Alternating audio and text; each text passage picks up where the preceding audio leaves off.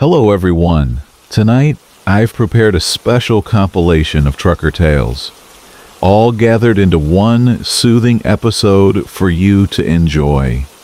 Take a moment to like the video and subscribe. It really helps support the channel. Now, let's begin. The sleeper that wouldn't stay open. From Marcus. The thing about long-haul trucking is that your rig becomes more than just a vehicle after a while. It becomes your home, your office, your sanctuary on wheels. Every switch, every gauge, every creak and groan becomes as familiar as your own heartbeat. So when something changes, when something starts behaving differently, you notice it right away. That's what happened to me 3 weeks ago, somewhere between Bakersfield and Flagstaff, when my sleeper curtain started closing on its own. I'd been driving my 2019 Peterbilt 579 for about 2 years by then, hauling electronics from California to distribution centers across the Southwest. She was a beautiful machine, midnight blue with chrome that caught the desert sun like mirrors, and that sleeper cab had been my bedroom for countless nights parked at truck stops from Tucson to Albuquerque. The curtain that separated the sleeping area from the driver's seat had always been perfectly normal, just a heavy fabric panel on a simple track system that you could slide back and forth with a gentle push. The first time it happened, I was parked at a Flying J outside Barstow, trying to catch a few hours of sleep before pushing on to Phoenix. The desert night was unusually quiet, with just the distant hum of highway traffic and the occasional rumble of another trucker firing up their engine. I'd pulled the curtain closed for privacy, dimmed the sleeper lights, and settled onto the narrow mattress with a paperback thriller I'd picked up at the last truck stop. I must have been reading for about 20 minutes when I heard the soft whisper of fabric sliding across the track.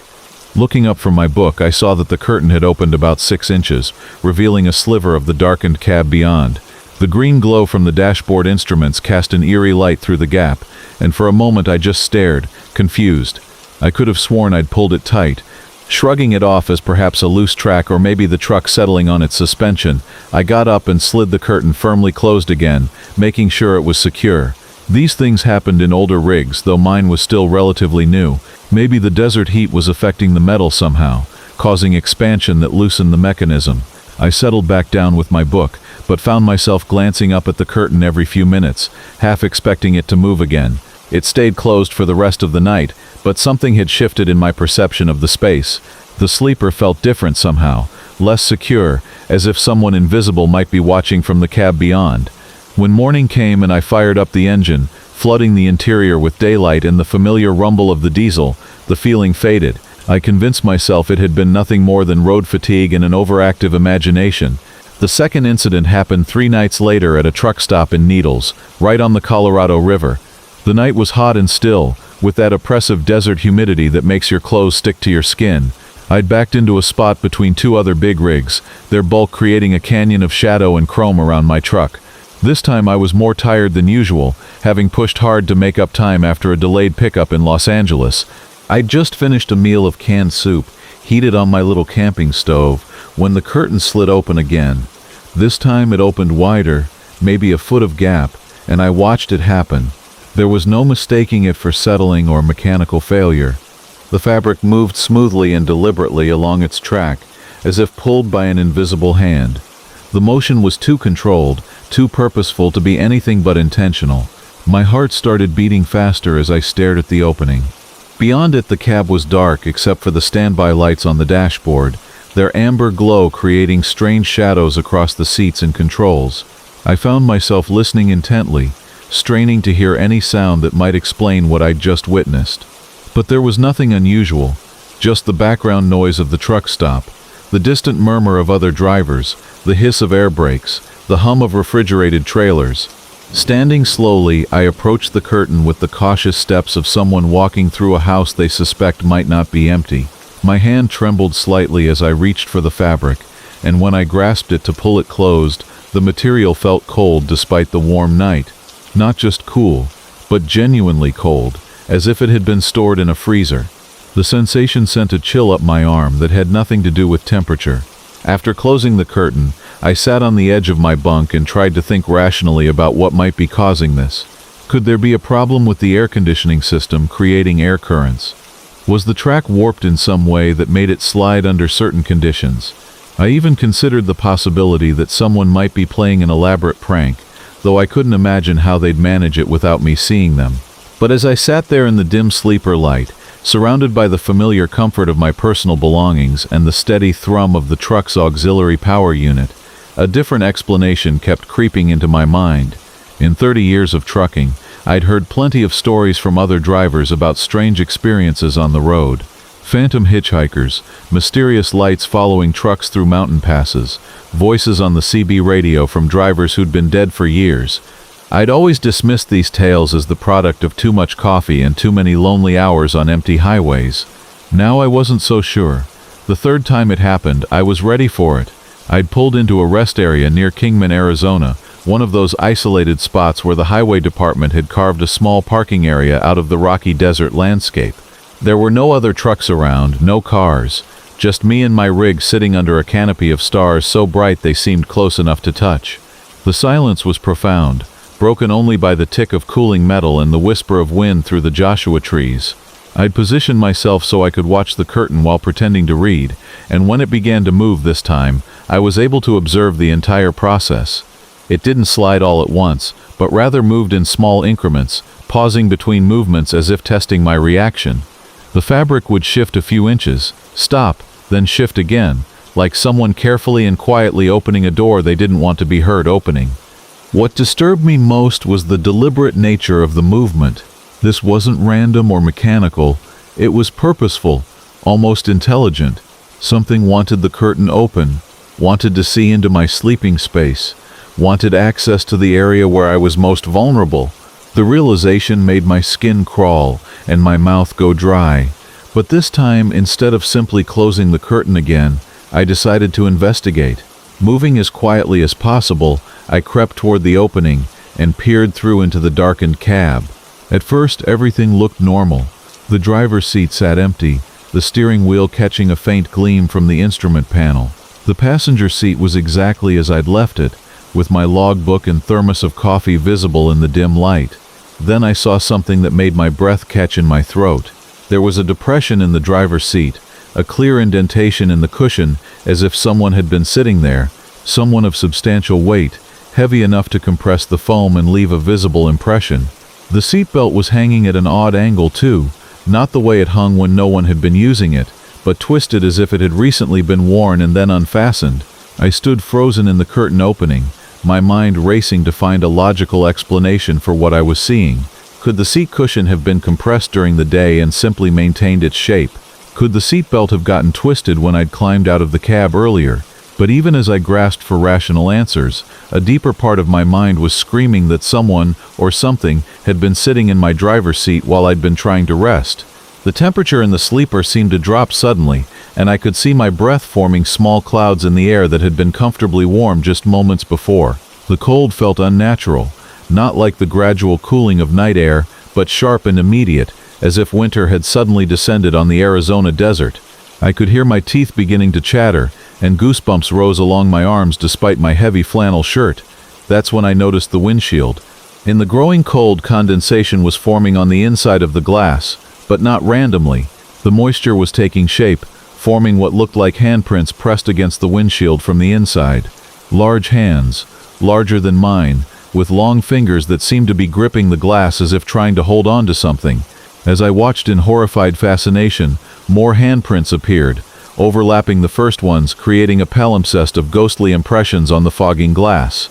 I stumbled backward into the sleeper, yanking the curtain closed with such force that I nearly tore. The Still Cook of Mile Marker 87. From Jake Morrison. The CB radio had been crackling with warnings about that stretch of highway for weeks. But you know how truckers talk. Half the stories you hear over the airways are tall tales stretched longer than a load of rebar, and the other half are fever dreams born from too much coffee and too little sleep.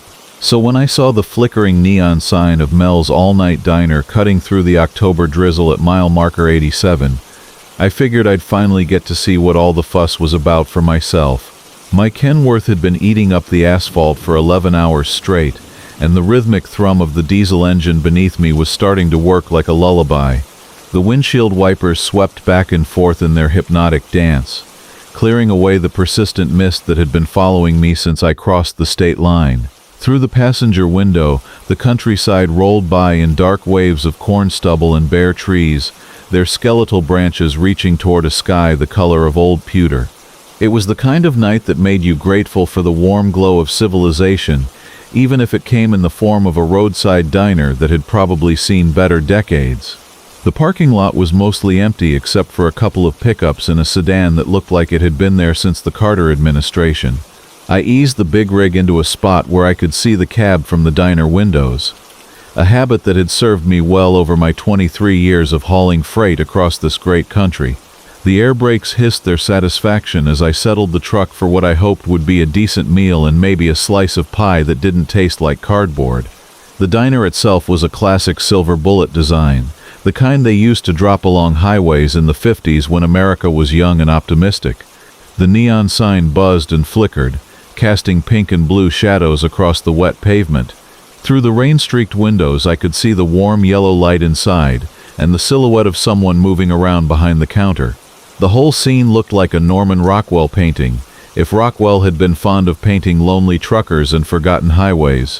When I pushed through the glass door, a little bell announced my arrival with a cheerful jingle that seemed almost too bright for the subdued atmosphere inside. The diner had that particular smell that all good diners have, a mixture of bacon grease, coffee that had been brewing since morning, and the faint vanilla scent of pie cooling on windowsills. Red vinyl booths lined the windows, their surfaces cracked with age but clean, and a long counter ran the length of the kitchen area, complete with those spinning stools that always made me feel like a kid again. There were only 3 other customers in the place. An elderly man in a John Deere cap nursed a cup of coffee in the corner booth, staring out at the rain with the patient expression of someone who had nowhere else to be. A young couple sat near the jukebox, sharing a piece of apple pie, and speaking in the hushed tones of new love or old secrets.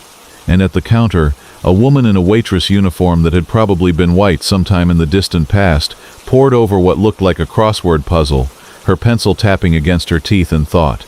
What caught my attention, though, was the cook. Through the service window that connected the dining area to the kitchen, I could see him standing at the grill, his back to the dining room. He was a big man, broad-shouldered and thick through the middle, wearing the standard white cook's uniform and a paper hat that sat slightly askew on his head.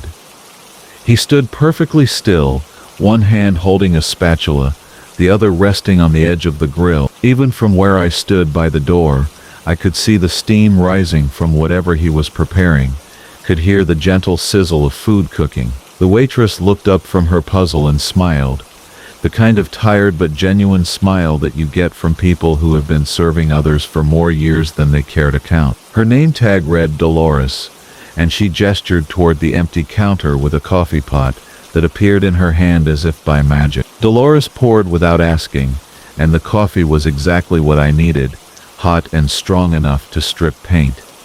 She left the pot on the counter beside my cup and returned to her crossword, but I got the feeling she was keeping one eye on me, the way good waitresses did. I watched the cook through the service window while I sipped my coffee. He hadn't moved since I'd walked in, maintaining that same position at the grill, spatula in hand. The steam continued to rise from whatever he was cooking, and I could hear the consistent sizzling, but he remained as still as a statue. At first I thought maybe he was just focused on his work, in that zone that good cooks sometimes enter when they're really concentrating on getting an order just right. But as the minutes ticked by, marked by the soft jazz playing from hidden speakers and the gentle drumming of rain on the roof, I began to realize that he truly wasn't moving at all. Not his shoulders with breathing, not shifting his weight from foot to foot, not even the tiny unconscious movements that all living beings make. He stood there like a mannequin, perfectly still, while the food on his grill continued to cook and steam. I found myself staring, waiting for some sign of life, some indication that he was actually a real person and not some elaborate display piece. But nothing came. Her expression didn't change, but something flickered in her eyes, something that might have been sadness, or resignation, or maybe just the weariness of someone who had seen too much and learned not to ask questions she didn't want to answer. "You want to order something, Han?" she asked. her voice carrying the practiced neutrality of someone who had served thousands of customers over the years. Her accent was pure Midwest, with those flattened vowels that reminded me of home. I ordered a cheeseburger and fries, comfort food that seemed appropriate for a night like this one. Dolores called the order back to the kitchen, her voice carrying clearly through the service window. 1 cheeseburger, medium, with fries. The cook didn't acknowledge the order, didn't turn around or nod or give any indication that he had heard. But somehow, I knew that Earl had received the message, because the sizzling from the grill changed pitch slightly, as if new food had been added to the surface. Time seemed to move differently in that diner, flowing like thick honey in the warm, golden light. The elderly man in the John Deere cap continued his vigil at the window, occasionally lifting his coffee cup with movements so slow and deliberate they seemed choreographed. The young couple shared their pie in silence now, their conversation having dwindled to comfortable quiet. Dolores worked on her crossword, asking me occasional questions about 7-letter words for loneliness, or 5-letter words for things that disappear in the night. Through it all, Earl remained motionless at his grill, a pillar of absolute stillness in a world of subtle motion. I began to feel hypnotized by his presence, or rather by his complete lack of presence. It was like watching a photograph come to life, except that the photograph never quite managed to fully animate. The smell of cooking food grew stronger, rich with the scent of grilled meat and golden fries. But Earl never moved to flip anything, or check for doneness, or perform any of the 100 small tasks that cooking required. The rain outside grew heavier, drumming against the windows with increasing insistence. The neon sign flickered more frequently now, casting erratic shadows across the interior of the diner. In those moments when the light wavered, Earl seemed to shimmer slightly, as if he were not quite solid, not quite there. But when the neon steadied, he appeared as real and present as anyone else in the place, just inexplicably, impossibly still. One moment the service window was empty, except for Earl's unmoving form, and the next moment there was a plate, sitting on the pass, steam rising from a perfectly cooked cheeseburger, and a pile of golden fries that looked like they had been crafted by someone who took genuine pride in their work. Dolores retrieved the plate and set it before me with the same tired smile she had been wearing all evening. The burger was juicy and flavorful, cooked to exactly the right temperature, and the fries were crispy on the outside and fluffy within, seasoned with just the right amount of salt. Whoever Earl was, or whatever Earl was, he was undeniably a master of his craft. I found myself savoring each bite, both from genuine appreciation and from a growing reluctance. The Wind That Carries Secrets, from Jake Morrison. The first time I caught that smell on the wind, I was hauling a load of furniture across the Nebraska plains, my 18-wheeler cutting through the darkness like a knife through black velvet. It was one of those nights when the highway stretches endlessly ahead, nothing but the steady rumble of my Peterbilt's engine and the hypnotic dance of yellow lines in my headlights to keep me company. The radio had been crackling with static for the past 50 miles, and I'd given up trying to find a clear station, letting the white noise blend with the mechanical symphony of my rig. I'd been driving these routes for 15 years, ever since Sarah passed, and I couldn't bear to stay in one place long enough to remember what I'd lost. The road became my home, my cab a cocoon of familiar sounds and smells, diesel fumes, coffee gone cold, and the faint vanilla scent of the air freshener hanging from my rearview mirror. But that night when I cracked my window to get some fresh air, something else slipped in with the cool Nebraska breeze. Not the clean smell of prairie grass or the earthy scent of farmland, but something that made my nose wrinkle and my stomach clench with an inexplicable unease. It reminded me of autumn leaves left too long in standing water, of flowers forgotten in a vase until they turned black and slimy. The smell of things that should have returned to the earth long ago but somehow lingered, refusing to complete their natural cycle. I told myself it was probably just a dead deer somewhere off the highway, or maybe a farmer spreading fertilizer despite the late hour. These rural areas always had their own particular odors, and after years of city living before I took to trucking, my nose was still adjusting to the agricultural realities of Middle America. I rolled the window up partway and tried to focus on the road ahead, where my headlights carved a tunnel of visibility through the absolute darkness that only exists in the vast emptiness between small towns. The smell grew stronger as I continued west, and with it came a strange restlessness that I couldn't shake. My usual driving rhythm felt disrupted, my hands gripping the steering wheel tighter than necessary. The cab that had always felt like home now seemed too small, too enclosed, as if the walls were slowly pressing inward. I found myself checking my mirrors more frequently, though there were no other vehicles on this lonely stretch of highway, just my truck and the endless black void on either side. That's when I noticed the wind itself was wrong. Not just the smell it carried, but the way it moved. Even with my window mostly closed, I could feel it pressing against the truck in ways that defied the straight path of the highway. It came in gusts that seemed to have their own intelligence, pushing at my trailer from angles that should have been impossible given the flat terrain. My rig, which normally cut through crosswinds like they were nothing, began to sway slightly with each gust, requiring constant minor corrections to keep us centered in our lane. The CB radio, silent for hours, suddenly crackled to life with a burst of static, so sharp it made me jump. Through the white noise, I thought I heard voices, not the usual chatter of fellow drivers, but something else entirely. Whispers that rose and fell like the wind itself, speaking words I couldn't quite make out, but that filled me with a creeping dread I'd never experienced in all my years on the road. I reached for the radio to change channels, but every frequency carried the same ghostly murmur, the same sense of voices calling from somewhere far away and long ago. Mile marker 2047 passed by my window, and I made a mental note because something told me I should remember where I was when things began to change. The smell was no longer just unpleasant.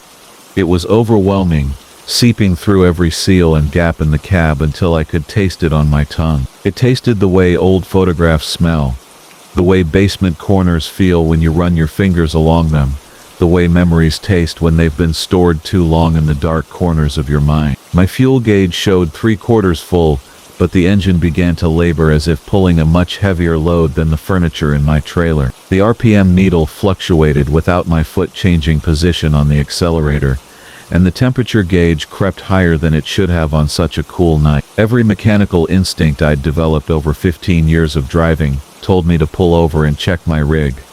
But something deeper and more primitive urged me to keep moving, to not stop in this place where the wind carried secrets I wasn't meant to discover. The landscape around me, invisible in the darkness, felt different now. Though I couldn't see beyond the reach of my headlights, I had the unsettling sensation that the familiar Nebraska farmland had given way to something else entirely. The air felt heavier, more humid than it should have been in this dry climate, and occasionally my headlights would catch glimpses of vegetation that seemed too lush, too green for this region. Wildflowers bloomed along the roadside in impossible profusion for the season, their colors too vivid in my headlights, their petals already browning at the edges as if they were blooming and dying simultaneously. That's when I saw the figure standing beside the road. At first glance it looked like someone who needed help, a woman in a light-colored dress, her arm raised as if flagging down assistance. Every instinct I had as both a trucker and a human being told me to slow down, to see if she was in distress. But as my headlights fully illuminated her, something made me press harder on the accelerator instead. She was too still, standing there beside the highway without any visible vehicle or reason for being in this remote location. Her dress moved in the wind, but her hair remained perfectly motionless, and her raised arm held its position with an unnatural steadiness that no living person could maintain. As I passed her, I caught a glimpse of her face in my side mirror. What I saw there made my blood run cold and my hands shake on the steering wheel.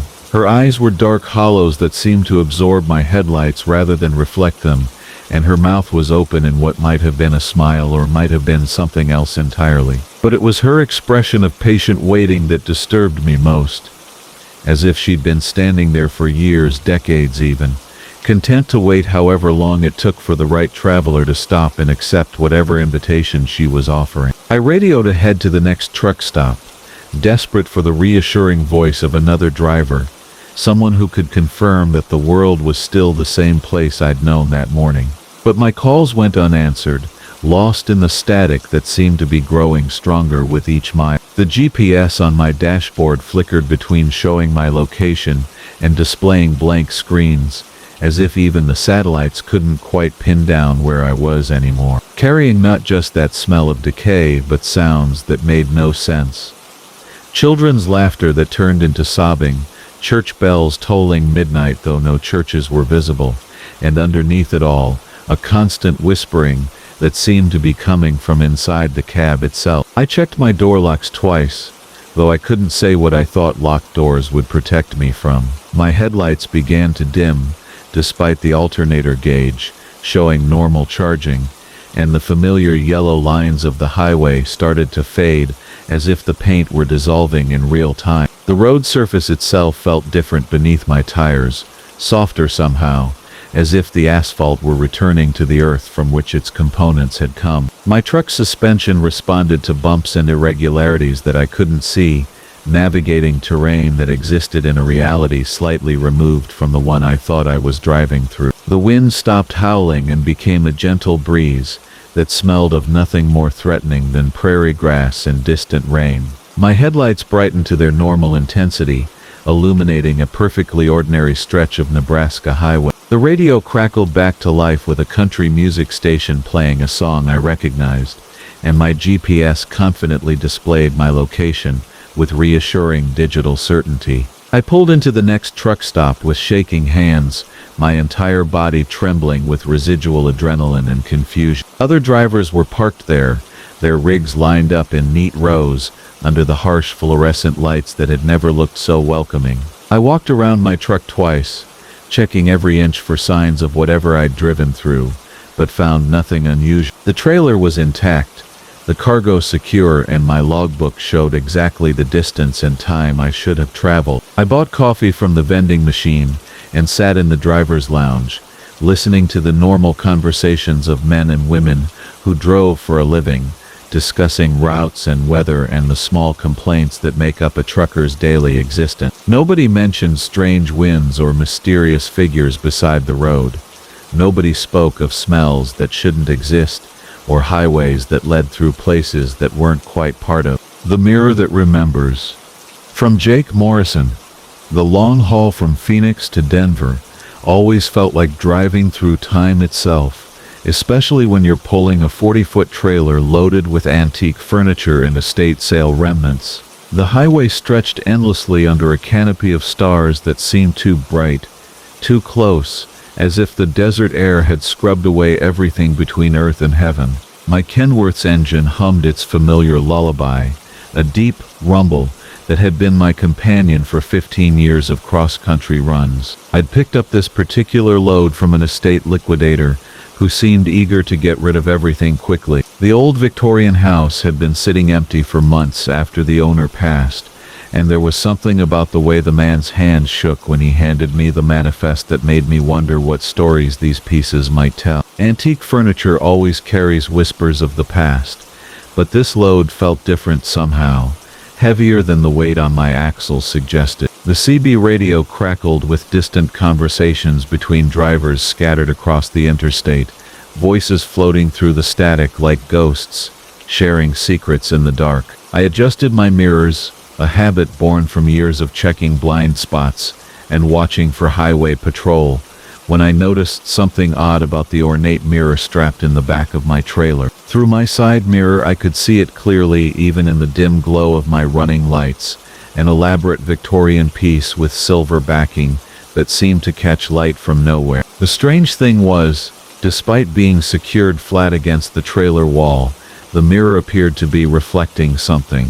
Not the wooden crates surrounding it, or the canvas straps holding everything in place, but what looked like movement, like someone walking past its surface. I told myself it was just the way the moonlight played across the glass, creating illusions that tired eyes were eager to interpret as something more mysterious than physics and fatigue. Mile markers passed like counting down to something unknown, and I found myself glancing more frequently at that mirror's reflection in my side view. Each time I looked, the impression grew stronger that there was definitely movement within its silvered depths, not random light patterns, but purposeful motion, as if someone was pacing back and forth just out of clear sight. The rational part of my mind cataloged all the reasonable explanations: vibrations from the road causing optical illusions, the way moonlight and shadow danced across the curved glass surface, the simple fact that I'd been driving for 8 hours straight and needed rest. But rationality felt thin out here in the desert darkness, where the only sounds were my diesel engine's steady rhythm and the whisper of wind across my cab. I reached for my thermos of coffee, hands steadier than I felt, and took a long sip of the bitter brew that had grown cold hours ago. The caffeine did nothing to dispel the growing certainty that something in my trailer was very much awake and aware. Near the Utah border, I pulled into a truck stop that glowed like a beacon against the vast emptiness, its neon signs painting everything in shades of blue and pink that seemed unnatural after so many miles of monochrome desert. The parking lot was mostly empty, except for a few other long haulers catching mandatory rest periods, their trucks silent and dark like sleeping giants. I backed into a spot that gave me a clear view of my trailer doors and killed the engine, letting the sudden silence wash over me like a cool wave. The trailer's interior lights illuminated the carefully packed contents, and there it was, that Victorian mirror with its elaborate carved frame and silver surface that seemed to glow with its own inner light. What I saw in its reflection made me step back so quickly I nearly stumbled over my own feet. Instead, it showed what appeared to be a child's bedroom, complete with toy trucks scattered across a braided rug, comic books stacked on a nightstand, and model airplanes hanging from the ceiling on fishing line. Most unsettling of all, there was a boy in the room, perhaps 8 or 9 years old, sitting cross-legged on the floor and looking directly out of the mirror as if he could see me watching him. The boy looked familiar in a way that made my chest tight and my hands shake, familiar in the way that old photographs can surprise you with forgotten memory. His dark hair fell across his forehead in the same unruly cowlick I'd fought with every morning until I was old enough to buzz it short, and his eyes held the same mixture of curiosity and mischief that my mother always said would get me into trouble someday. When he smiled and waved at me, I recognized the gap between his front teeth that I'd had until 7th grade, and the small scar on his chin from falling off my bicycle when I was learning to ride. I was looking at myself as a child, impossibly preserved and somehow aware within the confines of this antique mirror. The boy in the reflection mouthed words I couldn't hear, pointing excitedly at something beyond my view, his face animated with the kind of pure joy I remembered from Saturday mornings and summer vacations that stretched endlessly ahead. He held up one of the toy trucks, a red Mack that looked exactly like one I'd treasured as a kid, the one that had started my lifelong fascination with big rigs and the open road. This wasn't fatigue or tricks of light, but something far beyond my understanding, something that challenged everything I thought I knew about reality and time and the nature of reflection itself. The boy, my younger self, seemed to be trying to communicate something urgent, his gestures becoming more animated, and his expression shifting from joy to concern.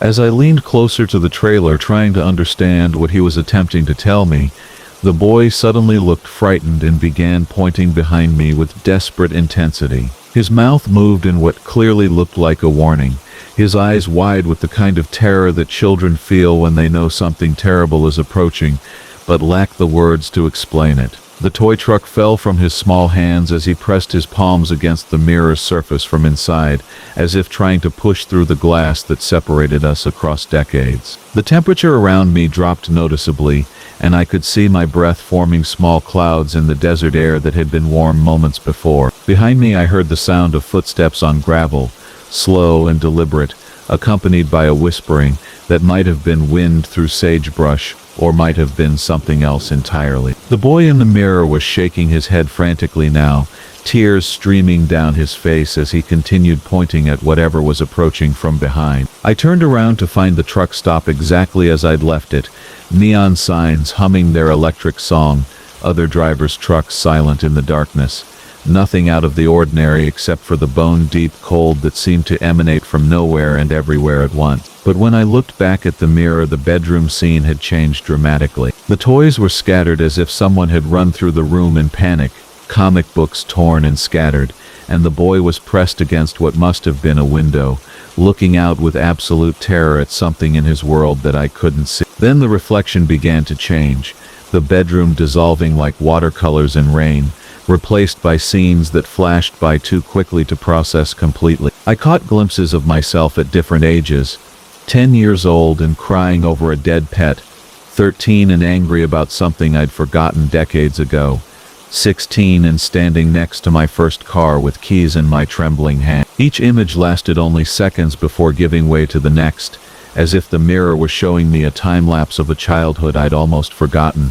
memories preserved in silver and glass when they'd faded everywhere else. The final image that stabilized in the mirror's surface was perhaps the most unsettling of all. It showed me at 17, the day I'd left home for my first truck driving job, standing in my teenage bedroom and packing the last of my belongings into a duffel bag that had seen better days. But this version of the memory was wrong somehow, different from how I remembered it. In my recollection, I'd been excited about the adventure ahead, eager to see the country and earn real money and prove my independence. The 17-year-old in the mirror looked terrified and desperate, his face streaked with tears as he threw clothes into the bag with shaking hands. He kept looking over his shoulder as if something was pursuing him, something that made leaving home feel less like an adventure and more like an escape.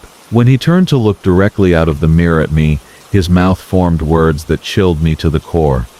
It followed. The mirror's surface began to ripple like disturbed water, the image of my teenage self wavering and distorting as something dark moved behind him in the reflected room. I could see shadow and suggestion rather than clear form, but whatever it was radiated malevolence in a way that made every instinct scream at me to run. The boy in the mirror pressed his hand against the glass one final time, before the darkness engulfed him completely, leaving only my own reflection staring back at me with eyes. The Clicking Cargo, from Marcus Delacroix. The thing about driving freight across the Louisiana Bayou at 3 in the morning is that you learn to trust your ears more than your eyes. Fog rolls in thick as cotton batting, swallowing your headlights whole, and the only things keeping you company are the steady rumble of your Peterbilt's engine and whatever's playing on the CB radio. That particular night in October, even the radio had gone quiet, leaving me with nothing but the hypnotic thrum of 18 wheels on wet asphalt, and the occasional splash of a nightbird diving into the black water that pressed close on both sides of Highway 9. I'd been hauling for Gautreaux Logistics for the better part of 15 years, and I thought I'd seen every kind of cargo manifest you could imagine. Auto parts to Baton Rouge, frozen shrimp to Houston, drilling equipment to the offshore rigs, standard stuff that paid the bills and kept my rig running smooth. But this particular run had come with instructions that struck me as peculiar from the get-go. The loading dock supervisor, a nervous little man with permanent sweat stains under his arm, had handed me a clipboard with shaking fingers and told me I wasn't to open the trailer under any circumstances, wasn't to discuss the cargo with anyone, and wasn't to make any unscheduled stops between New Orleans and the research facility outside Lafayette. The manifest itself was mostly blank spaces and redacted text, with only a destination address and a contact number that rang straight to voicemail when I tried calling it. The cargo weight was listed as 12,000 pounds, which felt about right when I pulled away from the dock, feeling that familiar settling sensation as my truck adjusted to the load. What struck me as odd was the temperature requirement. The reefer unit was set to maintain exactly 68 degrees Fahrenheit, not the usual freezing temperatures I was accustomed to hauling for biological specimens or medical supply. 20 miles into the drive, somewhere between the flickering neon of a closed Cajun restaurant and a billboard advertising injury lawyers, I first heard the clicking. At first I dismissed it as road noise, maybe something caught in my trailer's undercarriage or a loose mud flap tapping against the frame. But as I settled into the rhythm of the drive, windows cracked just enough to let in the humid October air that smelled of cypress and decay. I began to notice a pattern to the sound. It was coming from behind me, definitely from inside the trailer, and it had a elaborate quality that made the hair on the back of my neck stand up despite the warm night. I reached for the CB radio and switched through the channels, hoping to pick up some chatter from other drivers, but found nothing except static and the occasional burst of Spanish from truckers heading toward Texas. The clicking continued, steady as a heartbeat, barely audible over the engine noise, but persistent enough that I couldn't ignore it. I pulled into a truck stop outside Morgan City around midnight, parking under the harsh fluorescent lights that turned everything the color of old bones. The lot was mostly empty except for a couple of other big rigs and a lonely RV with Iowa plates. I walked around my trailer, checking the seals and locks that the loading supervisor had made such a fuss about. Everything appeared secure, but when I pressed my ear to the side of the trailer, the clicking was unmistakable. It seemed to move, traveling from one end of the cargo space to the other in slow, deliberate patterns. Back in the cab, I tried calling the emergency contact number again, but got the same robotic voicemail message asking me to leave a brief message after the tone. I found myself whispering into the phone, though I couldn't say exactly why. "This is Marcus Delacroix, driver number 479, hauling your cargo on manifest number..." Well, it doesn't have a proper number, but I'm hearing sounds from inside the trailer. Clicking sounds. Thought you should know. I left my callback number and hung up, feeling foolish but somehow relieved to have reported it.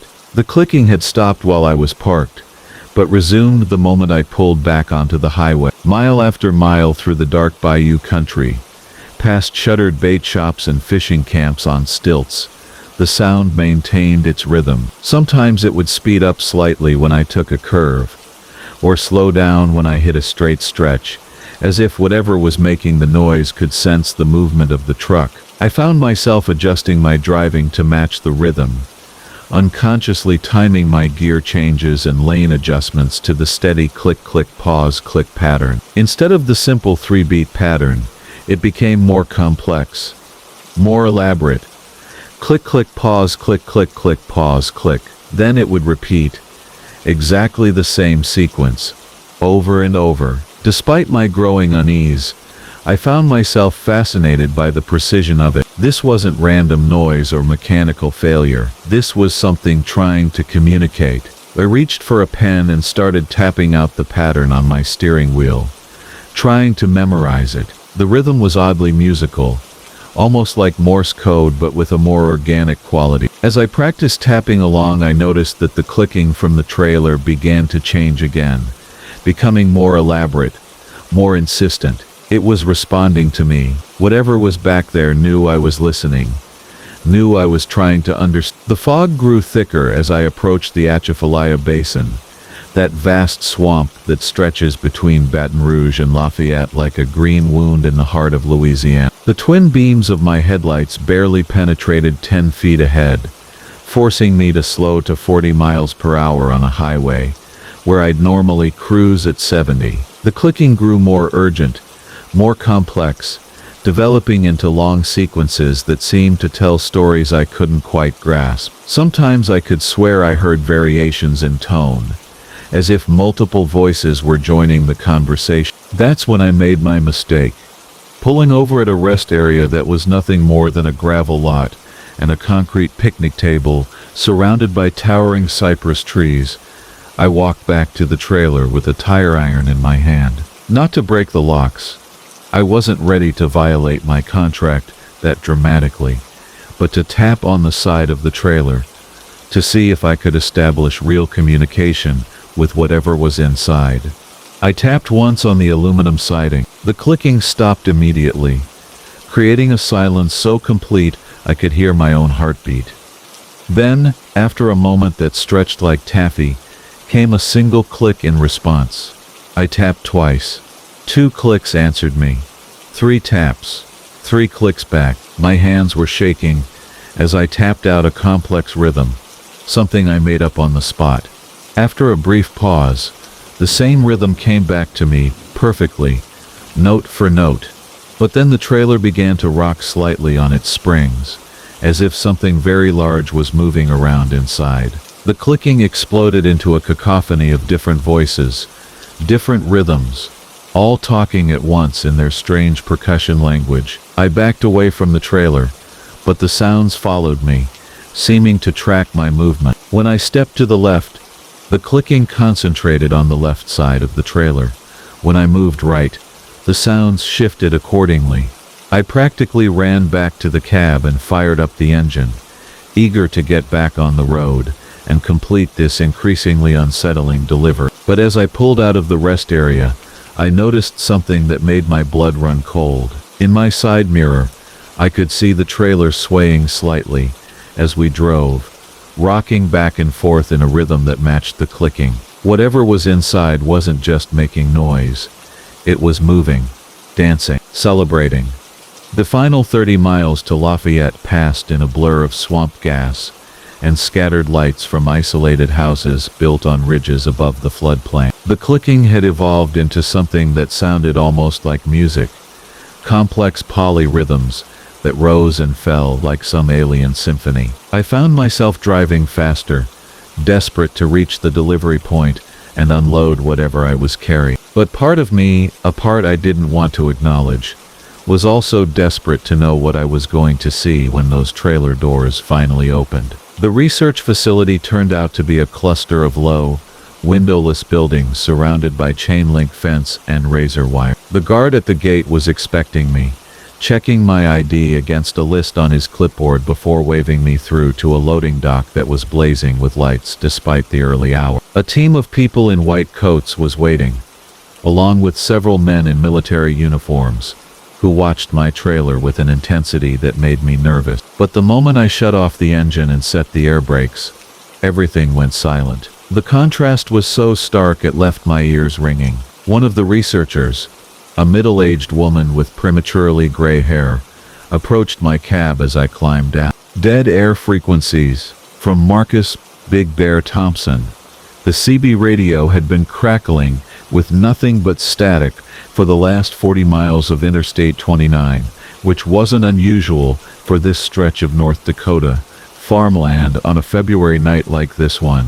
Snow fell in thick, lazy flakes that caught in my headlights and swirled away into the darkness beyond, and the only sounds filling the cab of my Peterbilt were the steady drone of the diesel engine and the rhythmic whisper of the wipers, clearing my windshield. I'd been driving this route for 12 years, hauling refrigerated goods from Fargo down to Kansas City, and I knew every mile marker, every truck stop, every dead zone where the radio waves seemed to get swallowed up by the endless prairie sky. But tonight felt different somehow, heavier, like the air itself was holding its breath. I reached over and adjusted the squelch on my CB, channel 19, hoping to catch some chatter from other drivers, maybe get a weather update, or just hear another human voice to break the oppressive silence that seemed to press against the windows of my rig. What came through the speaker instead made me grip the steering wheel a little tighter. It wasn't static exactly, but it wasn't silence either. It was something in between, a kind of hollow emptiness that seemed to have weight and substance, like listening to the inside of a cave or the bottom of a well. I switched channels, running through the usual frequencies that truckers used, but each one carried that same strange dead air, that peculiar quality of nothingness that felt almost alive in its emptiness. Channel 17, Channel 21, even the emergency channel carried nothing but that unsettling void. I tapped the microphone against my palm, wondering if my radio had finally given up the ghost after all these years of faithful service, but the LED display glowed steady green, and all the connections seemed tight. The radio was working fine, it seemed, but the airwaves themselves had gone hollow. The snow was falling heavier now, reducing visibility to maybe 50 yards ahead, and I eased off the accelerator, letting the big truck settle into a comfortable cruise at about 45 miles per hour. The engine's rumble deepened to a contented purr, and the CB continued to emit that strange dead air, that vacant sound that seemed to pull at something deep in my chest. I found myself listening to it despite my better judgment, the way you might find yourself staring into a dark window, waiting for something to move behind the glass. That's when I heard it, or thought I heard it, buried so deep in that empty frequency that I almost convinced myself it was just my imagination. A voice, faint as a whisper, speaking words I couldn't quite make out. I turned up the volume, leaning closer to the speaker, but the sound remained just at the edge of perception, like trying to remember a dream after waking. The voice seemed to fade in and out with the rhythm of my heartbeat, and I realized I was holding my breath, straining to catch whatever message was trying to push through that wall of dead air. The miles rolled by under my wheels, and still that hollow frequency filled the cab, growing somehow more present with each passing moment. I tried the AM radio, hoping to catch a late-night talk show or some music, anything to break the spell of that empty CB channel, but the AM band was just as vacant, carrying nothing but a low, thrumming silence that seemed to resonate in my bones. Even the truck stop I passed at mile marker 27 looked abandoned, its neon signs dark, the parking lot empty except for drifting snow. Then the voice came again, clearer this time, rising from the depths of that dead frequency like something surfacing from deep water. It was calling a name, over and over, though I couldn't tell if it was a man's voice or a woman. The name sounded familiar, like something I should recognize, but every time I thought I had it, the sound would fade back into that hollow nothing, leaving me with just the memory of almost understanding. My hands were sweating now, despite the cold, and I reached over to switch off the CB, but somehow I couldn't bring myself to do it. Something about that voice, about the desperate way it kept calling that name, held me transfixed. The snow was really coming down now, and I could see my exit for the next truck stop maybe a mile ahead. I decided to pull off, maybe grab some coffee and wait for the weather to clear, maybe ask if anyone else had been experiencing radio problem. As I slowed for the off-ramp, the voice on the CB suddenly became clear as a bell, so clear it might have been someone sitting right beside me in the cab. It was calling my name, my real name, not my CB handle, not the name on my driver's license, but the name my mother used to call me when I was small, the name nobody had used in 30 years. The truck stop was mostly empty, just a couple of cars in the parking lot and one other rig, a blue Kenworth with Canadian plates, idling near the fuel pumps. I parked near the diner and sat for a moment, the engine ticking as it cooled, the CB still murmuring with that strange dead air. The voice had gone quiet again, but I could feel it there waiting in that hollow frequency like something hiding in fog. I grabbed my jacket and headed for the diner, eager to get away from that radio and whatever was trying to speak through it. The diner was warm and bright, filled with the familiar smells of coffee and frying bacon, but there was something off about it too. The waitress behind the counter looked up when I entered, and her smile seemed forced, strained around the edge. The few other customers, an elderly farmer in overalls, and a young couple sharing a booth by the window, all turned to look at me with expressions I couldn't quite read. It was as if they were expecting me, as if they'd been waiting for me to walk through that door. I ordered coffee and a piece of pie, trying to shake off the unease that clung to me like smoke. The waitress poured my coffee with hands that trembled slightly, and when I asked her about radio reception in the area, her face went pale. She told me that they'd been having problems all week, that the CB radio behind the counter had been picking up strange transmissions, voices calling names, people who sounded lost or confused. She said it had gotten so bad that they'd finally unplugged it, but sometimes they could still hear it, even with the power off, that hollow dead air seeping through the walls like coal. I was halfway through my pie when I heard it again, faint but unmistakable, coming from the direction of the parking lot. My name, called in that same desperate voice, carried on the wind along with the swirling snow. The other customers had heard it too. I could see it in their faces, the way they all turned toward the windows, the way the farmer's coffee cup rattled against his saucer. The waitress dropped her order pad, and it hit the floor with a sound like gunshot in the sudden silence. I threw some money on the counter and headed back to my truck, my heart hammering in my chest. The voice was getting stronger now, more insistent, and I could hear other voices joining it, a whole chorus of hollow calls drifting through the dead air. As I climbed back into the cab, I could see the driver of the blue Kenworth standing beside his rig, his CB microphone in his hand, his face lit by the green glow of his radio. He was talking to something, or someone, but I couldn't hear his words over the wind. I fired up the Peterbilt and pulled back onto the highway, but the voices followed me, growing louder and more numerous with each passing mile. They were calling different names now, dozens of them, maybe hundreds, all floating through that dead frequency like messages from somewhere far away. I recognized some of the names, drivers I'd known over the years, friends who'd retired or changed routes, or simply disappeared from the highways one day without explanation. The voices were looking for them, calling them home to somewhere I couldn't see or understand. The snow was falling so hard now that I could barely see the road, but I kept driving, following the yellow lines that appeared and vanished in my headlights like breadcrumbs in a dark forest. The CB was alive now with those hollow voices, overlapping and interweaving, until they became a kind of song, beautiful and terrible at the same time. I knew I should turn it off, should focus on the road and the storm and getting to safety, but I couldn't bring myself to silence that ethereal chorus. It was an accident scene, police cars and ambulances scattered across both lanes of the highway, and I could see the twisted wreckage of a big rig wrapped around the concrete barrier in the median. As I slowed and pulled into the left lane to pass, I caught sight of the truck's color through the emergency lights and falling snow. It was blue, a blue Kenworth, with Canadian plate. The Endless Mile, from Jake Morrison. The gauge read empty, but I kept driving.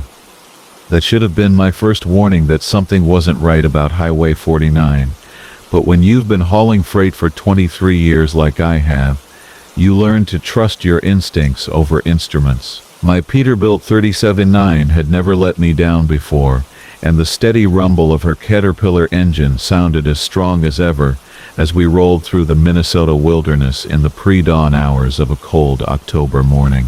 I'd filled up just outside Duluth around midnight, topped off the twin saddle tanks, until diesel was practically spilling over the rim. 400 gallons of fuel should have carried me well into Wisconsin, maybe even to the Illinois border if I kept her at a steady 65. But here I was, barely 3 hours later, watching the fuel gauge hover at the quarter mark, and dropping like a stone tossed into a well. The radio crackled with static as I reached for the CB, hoping to raise another driver who might know something about this stretch of road. Breaker 19, this is northbound Jake, looking for a comeback on Highway 49. Anybody got their ears on? Nothing but white noise answered me, the kind of empty hiss that makes you feel like you're the only person left in the world. I tried adjusting the squelch, checked the connections, even gave the microphone a few taps, but the radio seemed to be working fine. It was just that nobody else was out here to talk to. The landscape rolling past my windshield looked wrong somehow, though I couldn't put my finger on exactly why. I'd run this route dozens of times over the years, knew every truck stop, every way station, every scenic overlook between Duluth and Minneapolis. But the familiar landmarks seemed to be missing, replaced by an endless corridor of pine trees that crowded close to the asphalt like they were trying to reclaim the road entirely. The moon hung low and bloated in the sky, casting everything in a sickly yellow light that made the shadows between the trees look deeper than they should have been. The math didn't add up no matter how I tried to work it out in my head. Even if I had a serious leak in one of my tanks, I should have been able to smell the diesel fumes. Should have seen the telltale rainbow slick in my mirrors when I hit the occasional patch of standing water on the road. But the air flowing through my cab vents carried only the clean scent of pine and the faint metallic tang that comes before a thunderstorm. I started looking for a place to pull over and investigate, but the shoulder of the road seemed to have narrowed to almost nothing, just a thin strip of gravel that dropped off into darkness on both sides. Mile marker signs flashed by in my headlights, but the numbers made no sense. Mile 2047, then 2051, then 2044, as if the road itself couldn't decide which direction it was heading. I tried to convince myself that some kids had been out here playing pranks, switching the signs around to confuse travelers, but deep down I knew that wasn't the answer. The engine's rhythm began to change, developing a subtle hiccup that I felt more than heard. She was starting to run lean, the fuel system drawing air instead of diesel as my tanks approached empty. I'd been driving for over an hour since the gauge first hit the red zone, covering what should have been 65 miles on fuel that simply didn't exist. The speedometer held steady, the odometer clicked off the miles, but somehow the truck kept rolling forward through this endless tunnel of trees. At first I thought they were abandoned cars parked along the roadside, dark hulks barely visible in the shadows between the pines. But as my headlights swept across them, I realized they were moving, keeping pace with my truck like a ghostly convoy traveling through the forest parallel to the highway. Old cars mostly, sedans and station wagons from the 70s and 80s, their headlights dark and their windows reflecting my own lights back at me like dead eyes. The speedometer climbed to 70, then 75, but the shadow vehicles kept pace effortlessly, weaving between the trees with impossible grace. Some of them looked familiar, like cars I'd seen broken down on other stretches of highway over the years, vehicles I'd passed by with nothing more than a quick CB call to the state police to report their location. The fuel gauge should have been reading completely empty by now.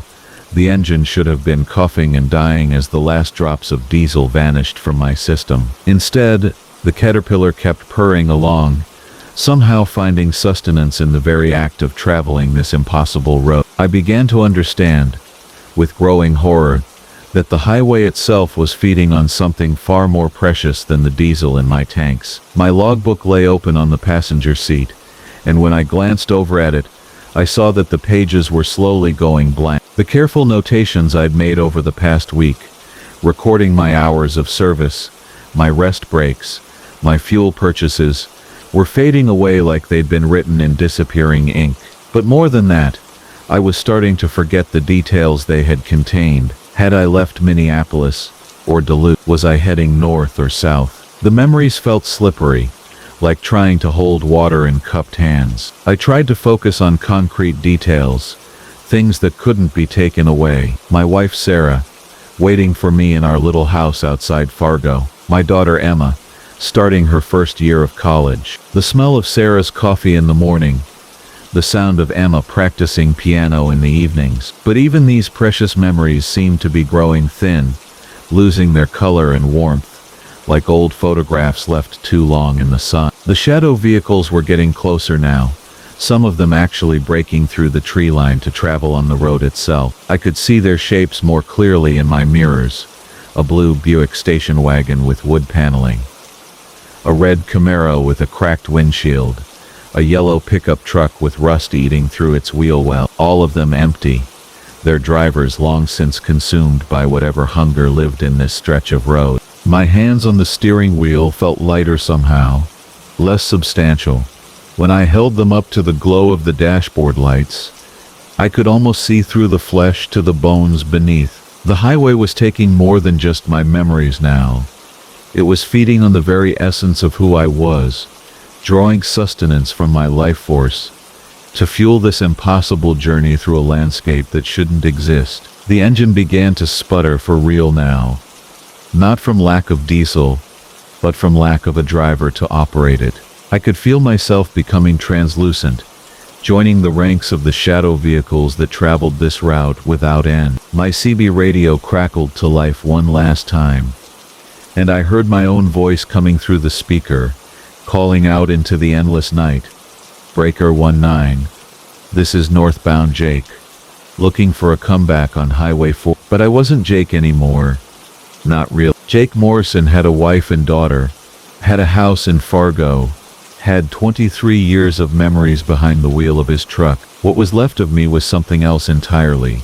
A ghost in the machine that would drive this route forever, feeding the road's insatiable hunger with each mile that passed beneath my wheel. I managed to grab my CB microphone one final time, keying it with hands that were more memory than flesh. This is a warning to any driver on Highway 49, I whispered into the static. Don't trust your fuel gauge. Don't trust the mile marker. And whatever you do, don't let the road get hungry enough to start feeding on you. In my mirrors, I could see a new set of headlights approaching from behind. Another trucker about to discover what it really costs to travel the route that devours fuel. The only question was whether he would figure out the truth before the highway finished its meal, or whether he would join our ghostly convoy rolling through the endless Minnesota night, forever feeding the road's impossible hunger with the substance of their soul. The silence between. From Jake Morrison. Lexi. The interstate stretched ahead like a black ribbon under the star-scattered Wyoming sky, my 18-wheeler's headlights carving through the darkness as I made my way toward Denver with a load of construction equipment. The CB radio crackled occasionally with the distant chatter of other drivers, but mostly it was just me and the steady rhythm of diesel engine and rolling tires on asphalt. I'd been driving for nearly 8 hours straight, and the familiar ache in my lower back was beginning to remind me that I wasn't 25 anymore. The dashboard clock glowed 2:47 a.m. when I spotted the rest stop sign illuminated in my high beam. Rest area.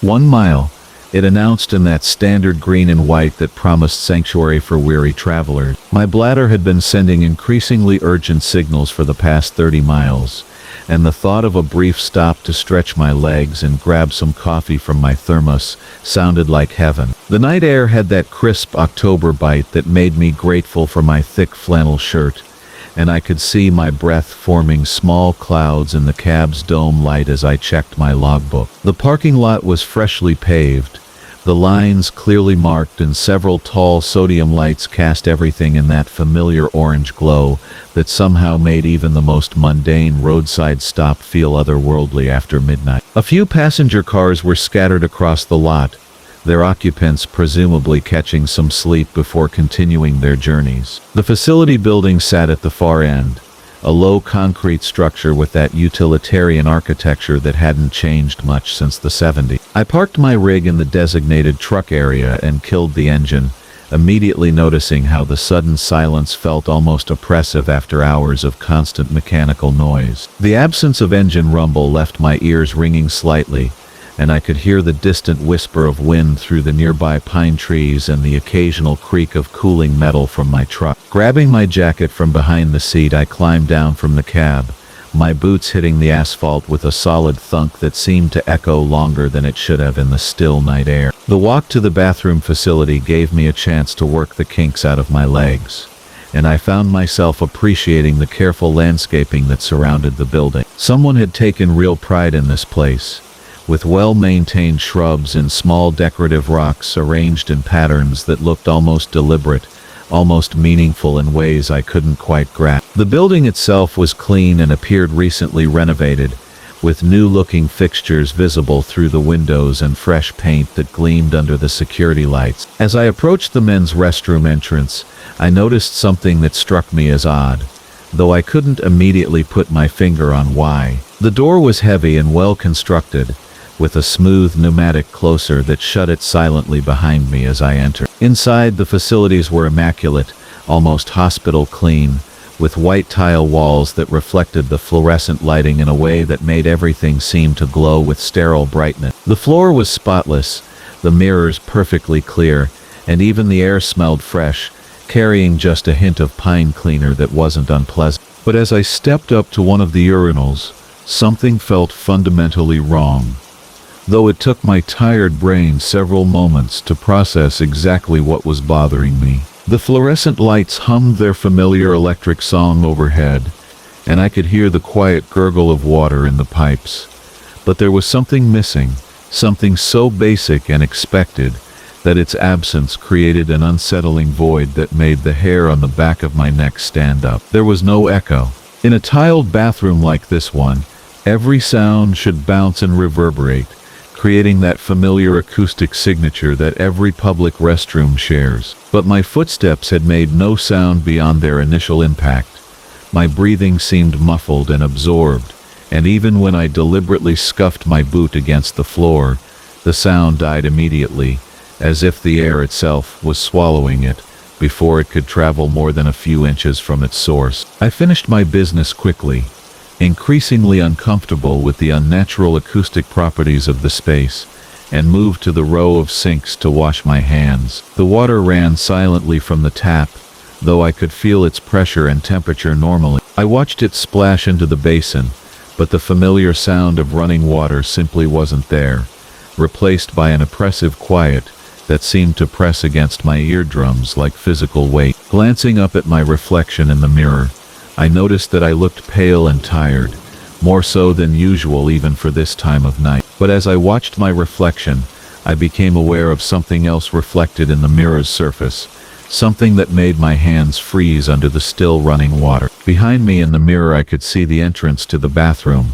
and though I was certain I had entered alone, there was now a figure standing just inside the door. The figure appeared to be a man in dark clothing, but his details seemed somehow indistinct, as if he was slightly out of focus, despite the bright lighting. He stood perfectly still, and when I spun around to face him directly, the space near the door was empty. Turning back to the mirror, the figure was still there, watching me with what felt like patient attention. My heart began to pound, but even that sound seemed muted and distant, as if it was happening to someone else. I dried my hands as quickly as possible, trying to maintain some semblance of normal routine while fighting the growing panic that was building in my chest. The paper towels made no crinkling sound, and even when I deliberately crumpled one and threw it toward the wastebasket, it fell silently, as if the very laws of physics had been suspended within these walls. The figure in the mirror remained motionless,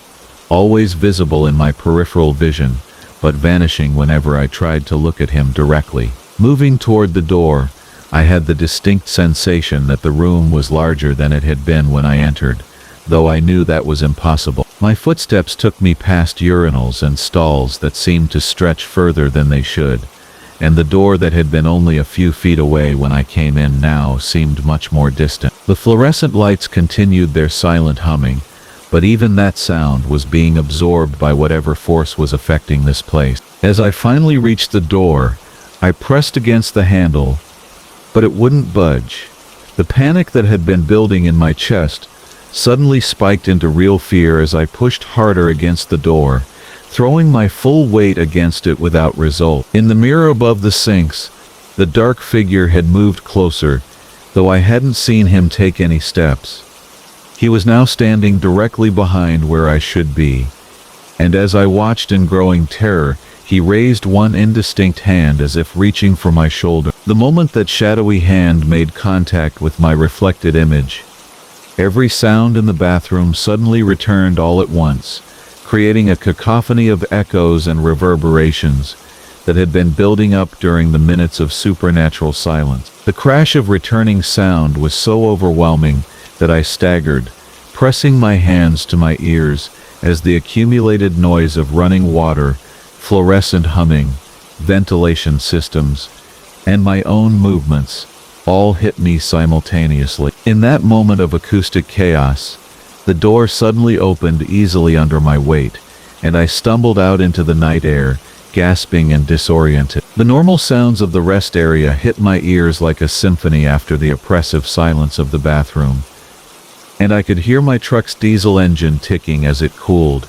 the whisper of wind through the trees, and the distant hum of traffic on the interstate. I made it back to my truck on unsteady legs, climbing into the cab and starting the engine without looking back at the building. As I pulled out of the rest area and back onto the interstate, I caught a glimpse in my side mirror of the bathroom facility building, and for just a moment it looked different somehow, older and more run down than it had appeared when I arrived. But when I adjusted the mirror for a better look, it appeared normal again, well maintained and modern, under its orange security lights. According to my records, I had stopped at the rest area at 2:52 a.m.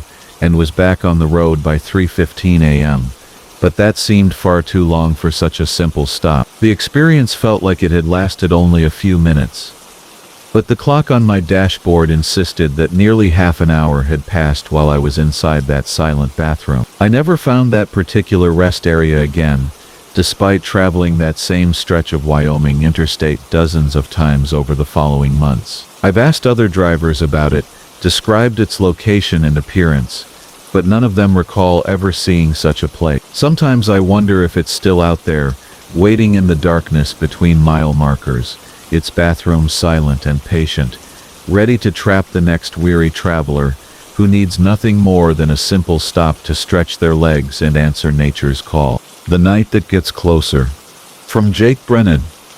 The thing about driving long haul is that you get to know the night like an old friend. After 15 years behind the wheel of my Peterbilt, I've memorized every shade of darkness, from the deep purple of dusk settling over the Midwest cornfields to the velvet black of 3 a.m. on empty highways. But that night in November, somewhere between Flagstaff and Albuquerque, I learned that the night I thought I knew could become something else entirely. Something that didn't just surround you but pressed in with purpose and hunger. I'd been hauling refrigerated produce from California to Dallas, my usual route when the seasonal work picked up. The radio had been crackling with weather warnings all afternoon. Something about an unusual atmospheric disturbance moving across the southwest. But I'd driven through plenty of storms before. My truck's headlights carved through the growing darkness as I pulled onto Interstate 40.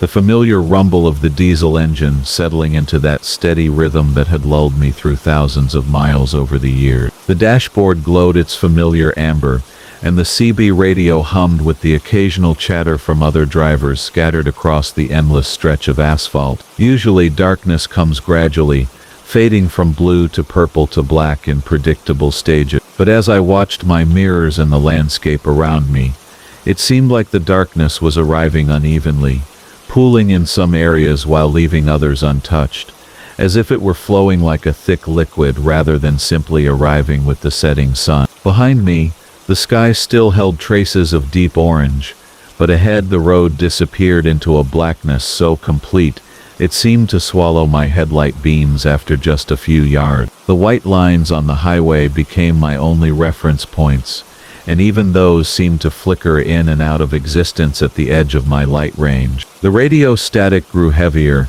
drowning out the distant voices of other truckers, until all I could hear was the steady growl of my engine and the whisper of wind around the cab. Something in that wind carried an odd scent, metallic and cold, like the air before a thunderstorm but heavier, more oppressive. The night I'd already driven through maintained its normal quality, scattered with the distant glow of ranch lights and the occasional sweep of another vehicle's headlights. But the darkness I was driving toward seemed absolute, unmarked by any sign of human presence. No lights dotted the horizon, no radio towers blinked their warning beacons, nothing to suggest that civilization existed beyond the reach of my truck's light.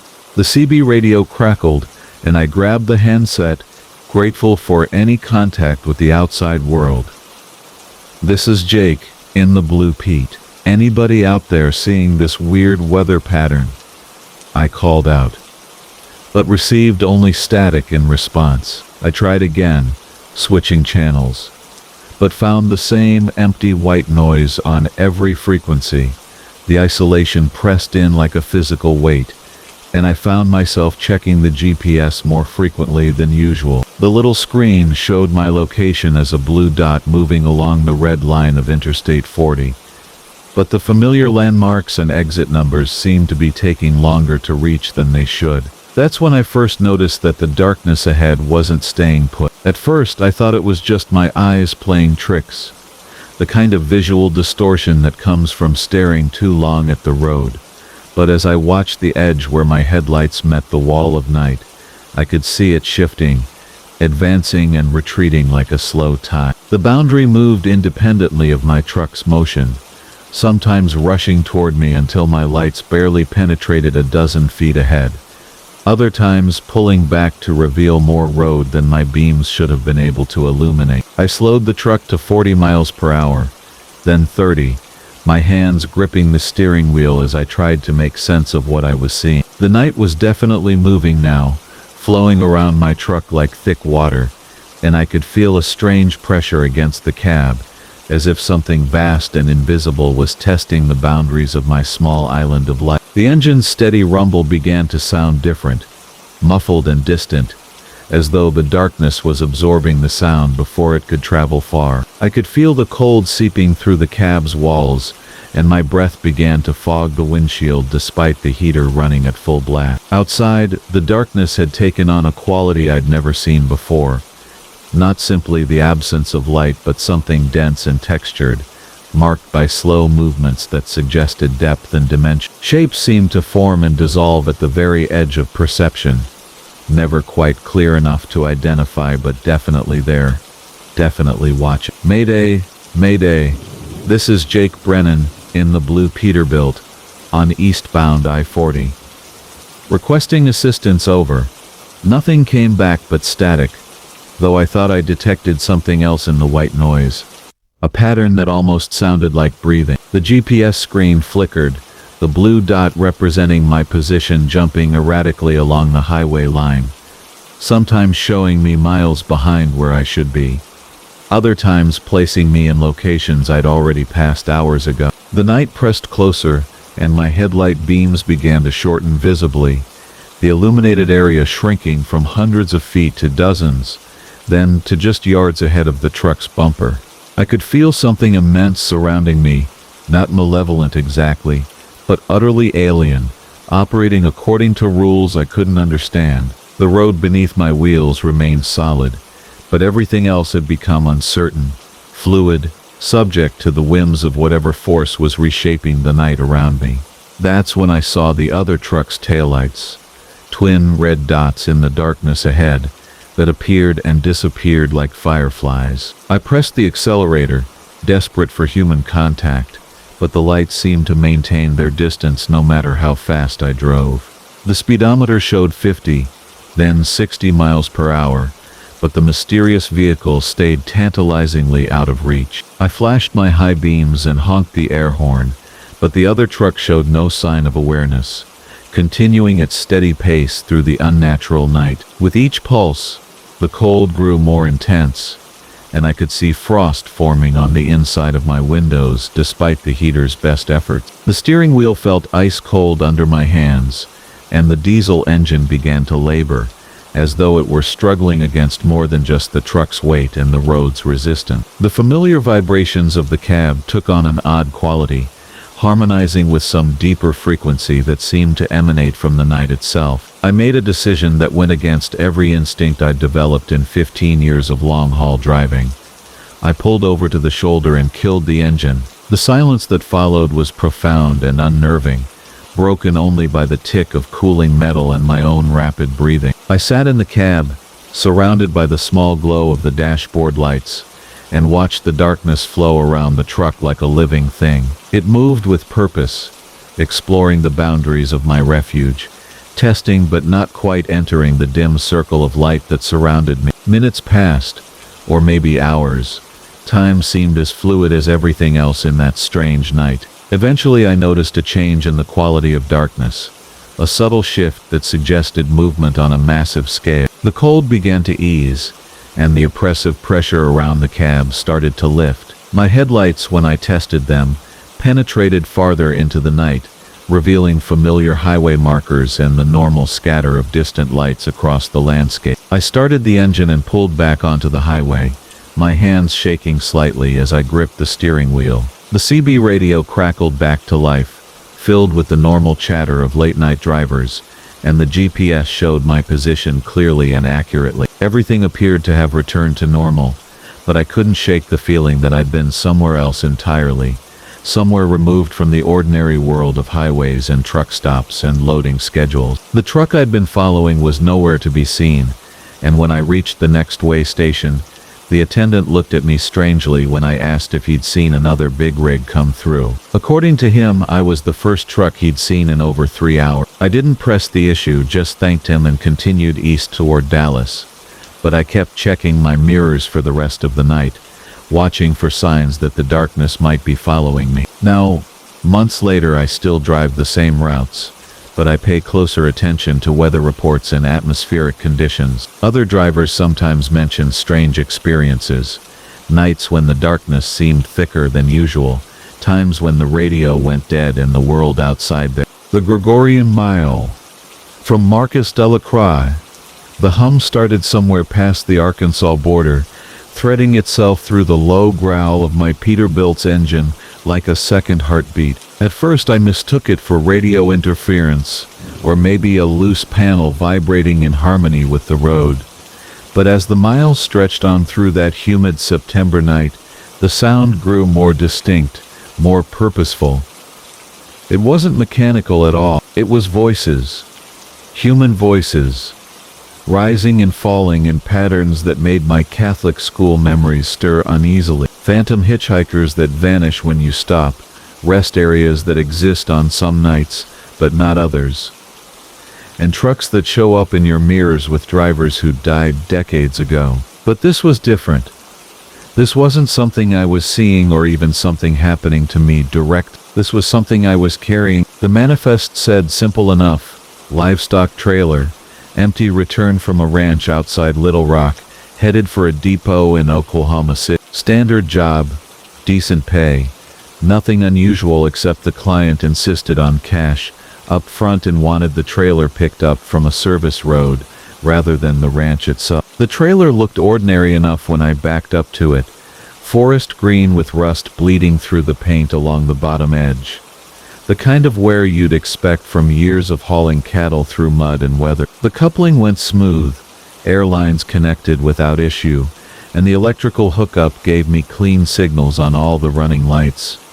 Everything by the book. It wasn't until I pulled out onto Highway 40 that the humming began, so soft at first that I blamed it on the wind rushing through the trailer's ventilation slats. But wind doesn't carry melody, and melody was exactly what this was becoming as the night deepened around. The dashboard clock read 11:47 when I finally admitted to myself what I was hearing. Latin chanting.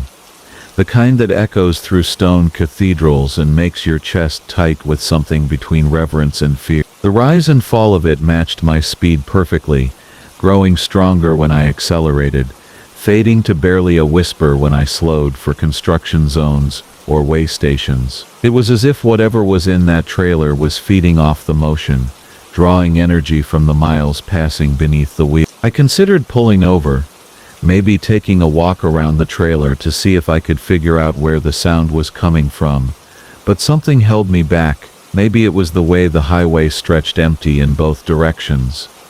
Dark fields rolling away into nothing on either side. Maybe it was the fact that I hadn't seen another truck for over an hour, which was unusual for this stretch of interstate. Or maybe it was the growing certainty that whatever was happening, stopping would only make it worse. The chanting grew more complex as midnight approached, multiple voices weaving in and out of harmony, some deep and resonant, like monks in a monastery, others high and thin like altar boys, straining to reach notes beyond their range. The words themselves remained incomprehensible to me, though fragments stirred memories of Sunday masses from my childhood, of incense and stained glass, and the weight of centuries pressing down from vaulted ceiling. It was the CB radio that made me realize I wasn't alone in hearing it.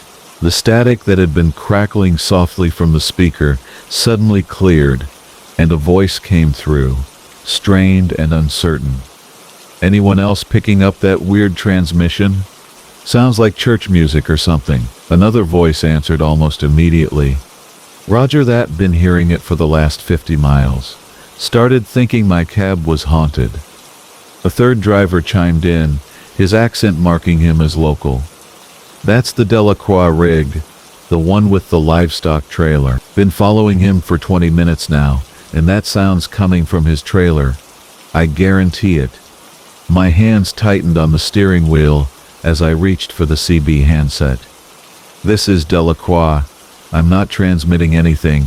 Drive. This is the first I'm hearing about other people picking it up. The first voice came back, more agitated now. Son, I'm looking right at your trailer in my mirrors, and I can see lights flickering inside it. Orange lights, like candles. I adjusted my side mirror and felt my stomach drop. He was right. Through the ventilation slats along the trailer's sides, a warm, flickering glow was visible, pulsing in rhythm with the chanting that now filled not just my cab, but apparently every radio receiver within miles. The trailer that had been empty when I hooked up to it was somehow no longer empty. There.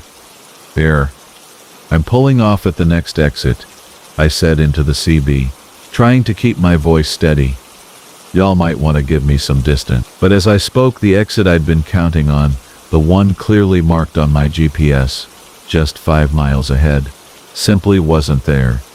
The highway continued straight into darkness, no off-ramp, no service road, no break in the median barrier that would let me turn around. According to every map I had, there should have been an exit, but the highway stretched on unbroken, as if the road itself was conspiring to keep me moving forward. The chanting was growing louder now, and I could feel it as much as hear it, vibrations that seemed to come up through the truck's frame and settle in my bones. The orange light from the trailer was brightening too, casting flickering shadows that danced across the pavement beside me. Other drivers were pulling off the CB frequency, their voices fading into static as if they were moving away from me at impossible speed, though my speedometer held steady at exactly 65 miles per hour. They were counting backward, each green sign showing a number lower than the last, which made no sense for the direction I was traveling. Worse than that, the numbers weren't just decreasing, they were repeat. Mile marker 126, then 126, then 125, then back to 127 again, as if I were traveling the same stretch of highway over and over, trapped in a loop that existed somewhere outside normal geography. The chanting reached a crescendo as I passed mile marker 27 for the 4th time, and in that moment of perfect harmony, I understood what I was hearing. It wasn't just Latin, it was a requiem mass, a funeral rite being sung for the dead. The voices weren't coming from some hidden sound system in the trailer. They were coming from the dead themselves, from whatever cargo I was unknowingly carrying through the night. My CB crackled back to life, but the voice that came through wasn't any of the drivers from before. This was different, older, speaking with an authority that made the hair on my arms stand up. Marcus Delacroix, the voice said, pronouncing my name with careful precision. You carry the faithful home. Complete the journey. The GPS screen was flickering now, showing roads that couldn't exist, a route that wound away from the interstate and into territory that appeared blank on every map. The chanting was so loud that it drowned out my engine entirely, and the orange light from the trailer had grown bright enough to illuminate the highway signs as I passed under them. Exit 13-3, the sign read, though there had been no exit 113-3 on this stretch of highway, when I'd driven it countless times before. But there it was, a ramp curving away into darkness, and my truck was already beginning to turn toward it, without any input from me. The steering wheel moved under my hands, as if guided by invisible force, and I felt the slight deceleration as the trailer's weight shifted behind me. The exit ramp led to a narrow 2-lane road that wound through dense forest, trees pressing close on both sides, their branches forming a canopy overhead that blocked out most of the sky. The chanting had softened now, become almost peaceful, and the orange light from the trailer cast everything in warm, flickering tones that reminded me of the votive candles my grandmother used to light for the souls of the departed. The road ended at a set of wrought iron gates that stood open despite the late hour, and beyond them stretched a long gravel drive lined with ancient oak trees. At the end of the drive sat a small stone church, its windows glowing with the same orange light that filled my trailer. The parking lot was full of trucks, dozens of them, big rigs from every era, stretching back decades, their chrome dulled with age, and their paint faded by weather and time. As I backed up to the church's loading dock, the chanting reached its conclusion with a final amen that seemed to echo from the building itself. The orange light in my trailer flared once, brilliantly, then faded to nothing. The silence that followed was complete, broken only by the tick of cooling metal and the whisper of wind through the oak trees. The doors, which had been sealed when I picked up the load, now stood slightly ajar, and through the gap I could see that the trailer was empty again. Nothing but clean metal wall. The wheel that knows the way, From Marcus. The thing about driving 18-wheelers for 37 years is that your hands develop a memory all their own. They know exactly how much pressure to apply when taking a curve at 65, how to feel the road's mood through the steering wheel's subtle vibrations, and when something just isn't right. That's why I knew immediately that the replacement steering wheel they'd installed on my Kenworth was different, even though it looked identical to the original. I'd been hauling freight along the Pacific Northwest corridor for Meridian Transport since the Clinton administration, and in all that time, I'd never had to replace a steering wheel. The original had worn smooth as riverstone under my palms, darkened to a rich coffee color from decades of contact. But 3 weeks ago, during a routine inspection in Portland, the mechanics discovered a hairline crack in the hub. Safety regulations demanded immediate replacement, and I watched them carry away that familiar piece of my life like they were removing an old friend. The leather was too supple, too eager to grip my palms, and the circumference seemed just slightly larger than what my muscle memory expected. Eddie, the head mechanic, had assured me it was an exact factory replacement, but Eddie had been drinking his lunch for the better part of a decade, so his assurances carried about as much weight as a politician's campaign promise. My route that night would take me through the Cascade Mountains, down to Sacramento, a familiar run I'd made hundreds of times. The weather reports called for light rain and mountain fog, typical autumn conditions that wouldn't normally concern me. I'd driven through far worse with that old steering wheel guiding me true. This new one, though, made me nervous in a way I couldn't articulate. It felt like wearing someone else's wedding ring. The first hint that something was truly wrong came about 40 miles outside of Portland, as I was climbing through the foothills. The rain had started as promised, creating that hypnotic rhythm against the windshield that usually helped me settle into the long night ahead. But instead of relaxing into my usual driving meditation, I found myself constantly adjusting my grip on the wheel, trying to find a comfortable position that never quite materialized. Nothing dramatic, just a subtle pull to the right that required constant minor corrections. I made a mental note to have Eddie's crew check the alignment when I returned, though I suspected the problem lay more with the installation than the road surface. These newer mechanics didn't have the same respect for precision that the old-timers possessed. As the miles rolled beneath my wheels and the rain intensified, that subtle pull became more pronounced. I found myself fighting the wheel more frequently, my forearms beginning to ache from the constant tension. The truck wanted to drift toward the shoulder, toward the guardrail that separated the highway from the steep drop into the valley below. Each time I corrected course, the wheel seemed to resist more stubbornly, as if it had developed opinions about our destination. The radio crackled with chatter from other drivers reporting similar weather conditions ahead, their voices providing familiar comfort in the growing darkness. I reached for the CB microphone to check in, but as my right hand left the wheel, the truck immediately veered toward the center line. I grabbed the wheel again, my heart rate spiking as an oncoming sedan's headlights blazed past my window. The other driver's horn Dopplered away into the night, carrying with it what I imagined were some choice words about truck drivers who couldn't stay in their lane. That incident should have been a wake-up call to pull over and inspect the steering system.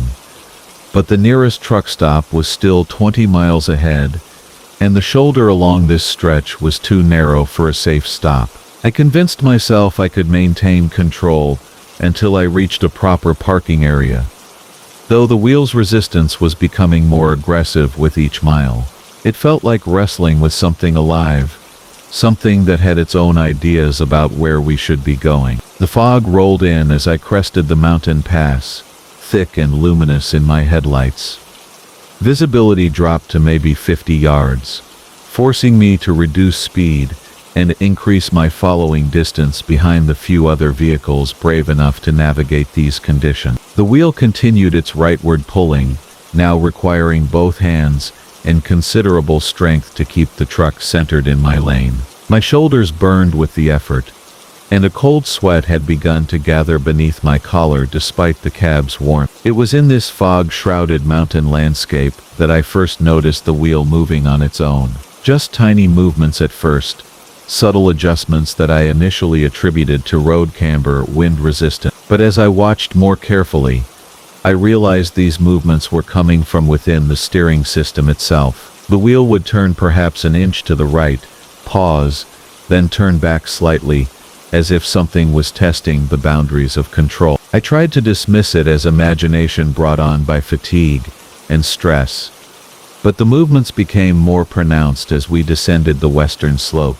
The wheel would jerk suddenly in my hands, startling me fully alert, then settle back to its steady rightward pull. During one particularly aggressive jolt, I felt the leather grip shift beneath my palms, almost as if it was adjusting to accommodate different hands than mine.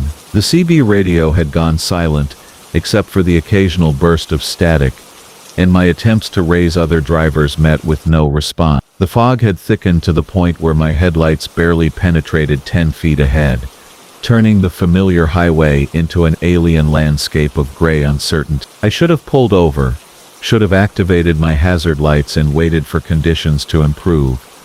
But every time I began to slow down, the wheel would resist more forcefully, actually fighting my attempts to reduce speed. That's when I realized with crystalline clarity that I was no longer in complete control of my truck. The wheel was making decisions, subtle but definite choices, about our speed and direction that my hands could influence but not override. When I tried to force a correction too aggressively, the wheel would jerk back with enough force to nearly break my grip. It was as if I'd become a passenger in my own cab, allowed to provide input but not to command. The fog began to thin as we dropped in elevation, revealing glimpses of the valley spread out below. But instead of the familiar constellation of lights that should have marked the towns and truck stops along my route, I saw only darkness punctuated by the occasional flicker of what might have been flashlights or lanterns. The digital clock on my dashboard read 2:47 a.m., but according to my trip log, I should have reached the valley hours ago. Either I'd been driving much slower than I thought, or we'd taken a route that didn't match my intended path. I tried to consult my GPS system, but the screen showed only a gray void with a small icon representing my truck apparently floating in empty space. No roads, no landmarks, no indication of our location or direction. The mile markers along the highway had become illegible through the fog, and the reflective lane markers seemed to glow with an intensity that hurt to look at directly. Everything about this familiar route had become strange and threatening. The wheel continued its subtle manipulations, and I began to suspect that it was following some predetermined course that existed outside my knowledge or intention. We were still on a paved highway, that much was certain, but nothing about our surroundings matched the topography I knew so well. The guardrails had disappeared, replaced by what appeared to be tall grass that whispered against the truck's sides as we passed. The fog carried scents I couldn't identify, organic and loamy, like freshly turned earth mixed with something floral and cloying. My fuel gauge, which had shown 3/4 full when I'd left Portland, now hovered near empty. The engine's familiar Detroit diesel rhythm had taken on a labored quality, as if we were climbing a grade much steeper than anything visible through the windshield. Every system in the truck seemed to be responding to conditions that didn't match what I could observe, as if the vehicle itself was experiencing a different reality than my senses registered. Not my hands on the wheel, but the outline of other hands, translucent and pale, overlapping mine on the leather grip. They moved with purpose and authority, guiding the truck along their chosen path, while my own hands provided nothing more than the illusion of control. When I tried to lift my hands away, those ghostly fingers maintained their grip, steering us forward into the gray unknown. The engine began to knock, a metallic rhythm that grew more insistent with each mile. The temperature gauge crept toward the red zone, and warning lights began to populate my dashboard like a constellation of mechanical distress. But the wheel, those ethereal hands, continued to guide us forward at a steady pace, seemingly unconcerned with the truck's deteriorating condition. I had the horrible suspicion that we were being driven toward some specific destination, some place that existed outside the normal geography of interstate highways and truck stops. Not the familiar gas stations and restaurants I expected, but buildings of uncertain purpose that seemed to have grown rather than been constructed. The final mile. From Marcus Chan, the GPS died at exactly 11:47 p.m., right when I needed it most. I'd been driving deliveries for Northbound Express for 3 years, and I thought I knew every back road between Portland and Seattle, but this address had me stumped. The package in my passenger seat was marked for 2147 Sycamore Lane, Millbrook, Washington, with delivery confirmation required. What struck me as odd wasn't just the remote location, but the fact that the delivery request had come through at 10:30 p.m. on a Tuesday night, marked as urgent with a hefty rush fee attached. My Peterbilt's headlights carved through the October drizzle as I rolled down what barely qualified as a paved road. The wipers beat their steady rhythm against glass streaked with rain and fallen leaves. Pine trees pressed close on both sides, their branches occasionally scraping against my trailer with sounds like fingernails on chalkboard. The radio had dissolved into static 20 miles back, leaving me with nothing but the diesel engine's rumble and my own increasingly uneasy thought. The package itself was unremarkable, a small rectangular box about the size of a hardcover book, wrapped in standard brown paper. No return address, which wasn't unusual. The weight felt wrong though, shifting slightly when I'd picked it up, like it contained liquid or sand, rather than whatever solid item I'd expected. When I'd asked the dispatch about the contents, Sarah had just shrugged and said the sender had paid cash and requested anonymity. In our business, you learned not to ask too many questions. When I'd called dispatch for directions, Sarah had seemed genuinely puzzled, saying the GPS coordinates had come with the order and that she'd assumed I'd know the area. The coordinates led me off Interstate 5 onto progressively smaller roads, until I found myself on this narrow strip of crumbling asphalt that seemed to wind deeper into the Cascade foothills with each mile. The first sign something was genuinely wrong came when I spotted the mailboxes. They appeared in my headlights like a small cemetery of metal posts, at least a dozen of them clustered together, where a dirt driveway branched off the main road. As I slowed to read the numbers, my stomach tightened. Every single mailbox bore the same last name, Patterson. 1243 Patterson, 1245 Patterson. And there at the end of the row, slightly separated from the others and leaning at an odd angle, was one. The Patterson mailbox was different from the rest. Where the others showed signs of regular maintenance, fresh paint, and seasonal decorations, this one was rust-stained and dented. The flag hung at half-mast, and something dark had stained the white paint around the opening. When I rolled down my window to get a better look, the smell hit me immediately. Not decay exactly, but something organic and unpleasant, like flowers left too long in stagnant water. I turned up the dirt driveway, my trailer bouncing and swaying over deep ruts filled with muddy water. The headlights illuminated a narrow path winding upward through dense forest. About a quarter-mile in, the trees opened up to reveal a small clearing with a modest two-story house. Yellow light spilled from several windows, and smoke drifted from the chimney, giving the scene an almost cozy appearance that didn't quite mask the underlying wrongness I couldn't shake. As I maneuvered the truck to turn around in the clearing, something caught my attention in the side mirror. Other vehicles were parked behind the house, partially hidden by overgrown bushes. A sedan, an old pickup truck, a small SUV, all with license plates I couldn't quite make out from this distance. What bothered me was how still they looked, covered with a thick layer of fallen leaves, as if they'd been sitting there for months. I grabbed the package and stepped down from the cab, immediately noticing how the rain had stopped, though water still dripped steadily from the pine boughs overhead. The silence was profound, broken only by the tick of my cooling engine and the distant sound of running water.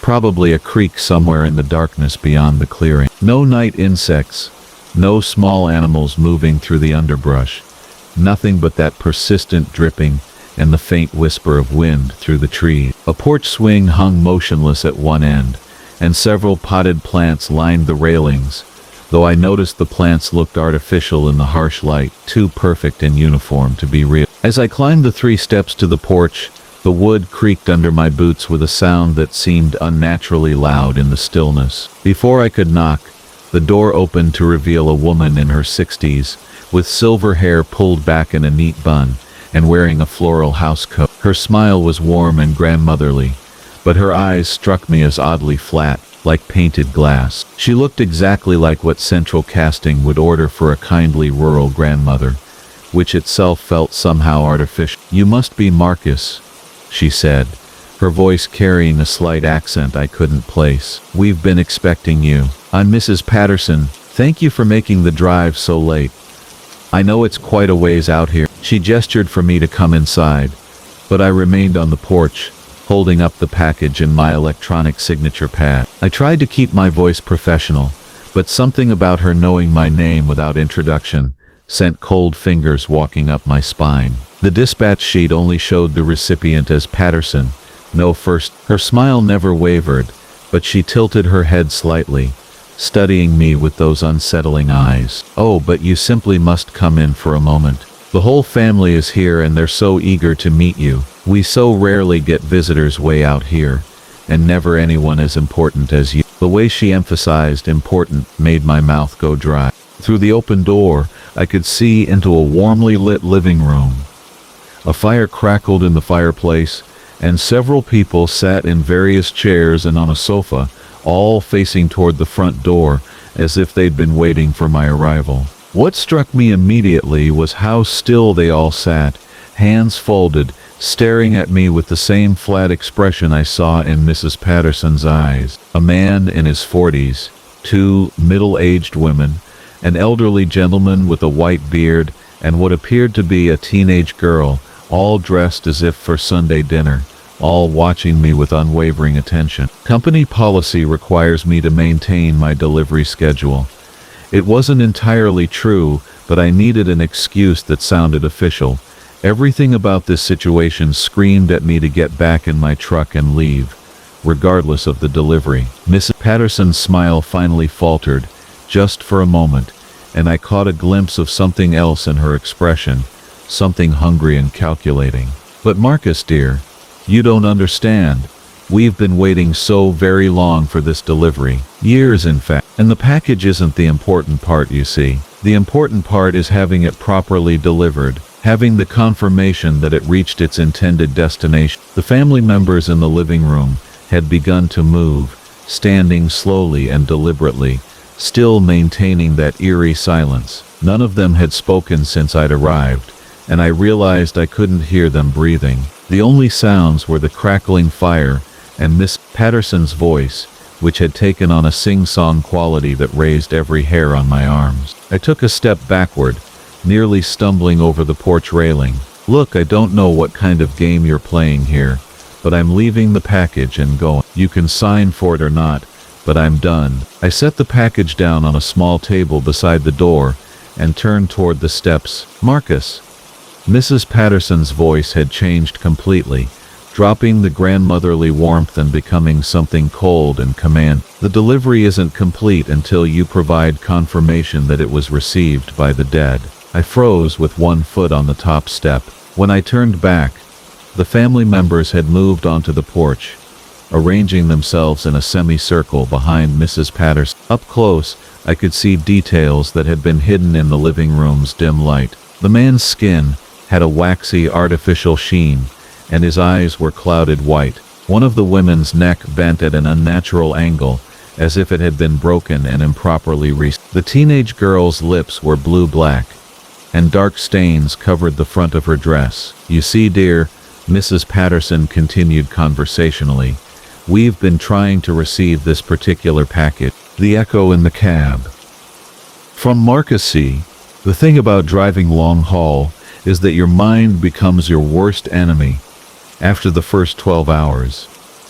That's what I kept telling myself when I picked up the hitchhiker outside Bakersfield anyway.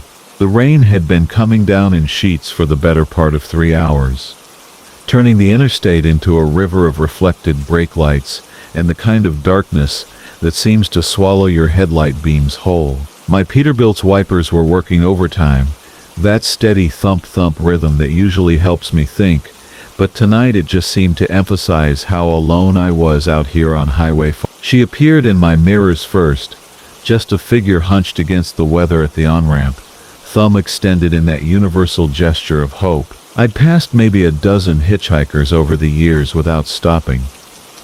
Company policy and common sense both dictating that you keep rolling, but something about the way she stood there in the downpour made me ease off the throttle. Maybe it was the way her shoulders shook, or how she didn't even look up when my running lights swept over her. She looked young, maybe early 20s, with dark hair plastered to her skull and a denim jacket that had probably stopped repelling water hours ago. I should have kept driving, I know that now, but the humanity in you doesn't die just because you spend your nights surrounded by steel and diesel fumes.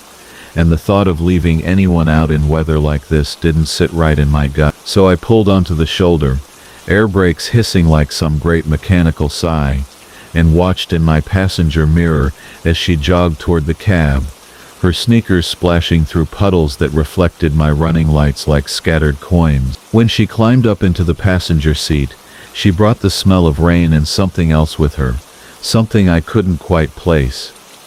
It was sweet, almost floral, but with an undertone that reminded me of that moment, just before you realize milk has gone bad. She settled into the worn vinyl seat with a grateful exhale, pushing wet hair back from her face, and when she finally looked at me, her eyes were the palest blue I'd ever seen, almost gray in the dashboard light. I wasn't sure anyone would stop. "Dia, couldn't leave you out in this mess," I replied, checking my mirrors before pulling back onto the highway. "Where you headed?" "East," she said simply, which could have meant anywhere from Fresno to Florida, but I didn't In this business you learn that people have their reasons for being vague about destinations, and most of those reasons aren't your business anyway. The first few miles passed in comfortable silence, just the steady drone of the engine and the percussion of rain against the windshield. I turned the heat up to help her dry off, and the cab filled with the warm, humid air that always reminded me of my grandmother's kitchen after she'd been boiling vegetables all afternoon. My passenger sat quietly, occasionally glancing out at the darkness rushing past, and I found myself thinking that this might actually be a pleasant change from the usual monotony of a night run. That's when I noticed she was mouthing words. At first I figured she was just talking to herself, the way nervous passengers sometimes do, maybe going over something in her head or practicing a conversation. But when I caught her profile in the glow of an oncoming truck's headlights, I realized her lips were moving in perfect synchronization with my own thoughts. I was thinking about whether I'd have time to grab a decent meal at the truck stop in Mojave, wondering if the diner there still served that apple pie that reminded me of home. And her mouth was forming every word as it passed through my mind, not speaking them aloud, just silently articulating each thought as if she were reading them off a page. The rational part of my brain immediately kicked in with explanations. Coincidence? That's all it was. People's mouths move for all sorts of reasons when they're lost in thought. Maybe she was hungry too, thinking about food, and it just looked like she was matching my thoughts. The human mind loves to find patterns where none exist, especially when you're tired and the road has been hypnotizing you for hours. But then I deliberately thought about my ex-wife Sarah, pictured her face and thought her name clearly, and I watched my passenger's lips form the word Sarah with perfect precision. A chill that had nothing to do with the air conditioning ran down my spine, and I gripped the steering wheel tighter, feeling the textured surface bite into my palms. This had to be some kind of elaborate coincidence, or maybe I was more tired than I'd realized. Sometimes when you've been driving too long, your perception gets skewed, and you start seeing things that aren't really there. That's why smart drivers pull over and rest, though I'd never been particularly smart about taking breaks when I had a schedule to keep. I decided to test it to prove to myself that I was imagining things. I thought about my truck's registration number,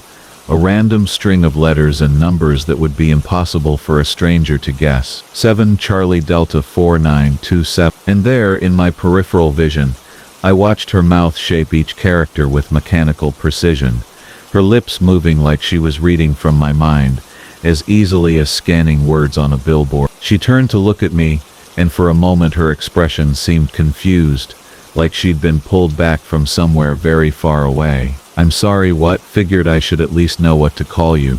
"Oh," she said, and there was something odd about the pause that followed, as if she had to think about the answer. "I'm Echo." "Eso?" "Echo, Echo."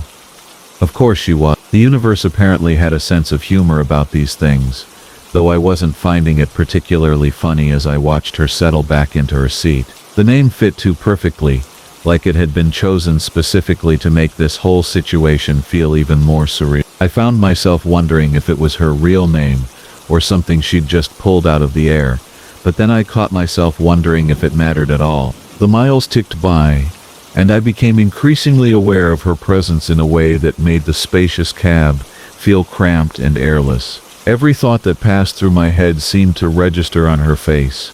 A subtle movement of lips, a slight nod, sometimes even what looked like a reaction to my mental commentary. When I thought about how strange this whole situation was, I could swear I saw the corners of her mouth turn up in the faintest suggestion of a smile. I tried emptying my mind, focusing solely on the road ahead and the familiar routine of long-haul driving, but thoughts have a way of creeping in despite your best efforts. I thought about my route, about the weather, about a song that had been stuck in my head earlier, and each time her mouth moved in perfect, silent harmony with my internal monologue. It was like having someone reading over your shoulder, except the words they were reading existed only in your mind. The rain began to ease as we climbed into the mountains, but the fog rolled in to take its place, thick and gray and suffocating. My headlights carved a weak tunnel through the murk, barely illuminating the white lines that kept us tethered to the road. The darkness outside seemed absolute, as if the world beyond our small pool of light had simply ceased to exist, and the sensation of isolation was so complete it felt almost physical. Not responding to questions or making small talk, but speaking my thoughts aloud in her own voice, a fraction of a second after they formed in my mind. It started quietly, almost under her breath, so I wasn't even sure I was hearing it correctly at first, but gradually her voice grew stronger, clearer, until there was no mistaking what was happening. "Wonder if this fog gets any worse up ahead," she said, echoing my exact concern. "Maybe I should have taken the southern route instead," she continued, voicing my second guessing of the route I'd chosen. I slammed on the brakes, not caring about the load I was carrying or the wet roads, and pulled onto what I hoped was the shoulder. The truck shuddered to a stop, emergency flashers casting red light through the fog in rhythmic pulses. My hands were shaking as I turned to face her, and I could hear my own breathing, ragged and too fast. She looked at me with those pale eyes, and for the first time since she'd gotten into the truck, her expression seemed completely present, completely focused on the moment. "I'm sorry," she said. "The passenger who never leaves." From Jake Morrison. The rain had been falling steadily for 3 hours. When I first saw her standing beside Highway 82, just outside of Valdosta, Georgia, through the rhythmic sweep of my wipers and the amber glow of my headlights, she appeared almost ethereal, a pale figure in a white dress that seemed to catch every available photon in that dark October night. My Peterbilt's engine hummed its familiar diesel lullaby as I began to slow, the air brakes hissing softly in the wet night air. 23 years I'd been running freight across the Southeast, and in all that time, I'd never passed a stranded soul without at least offering help. Maybe it was the way my grandfather raised me, or maybe it was just knowing how cruel these backwoods highways could be to someone alone and vulnerable. The CB radio crackled occasionally with distant chatter from other drivers.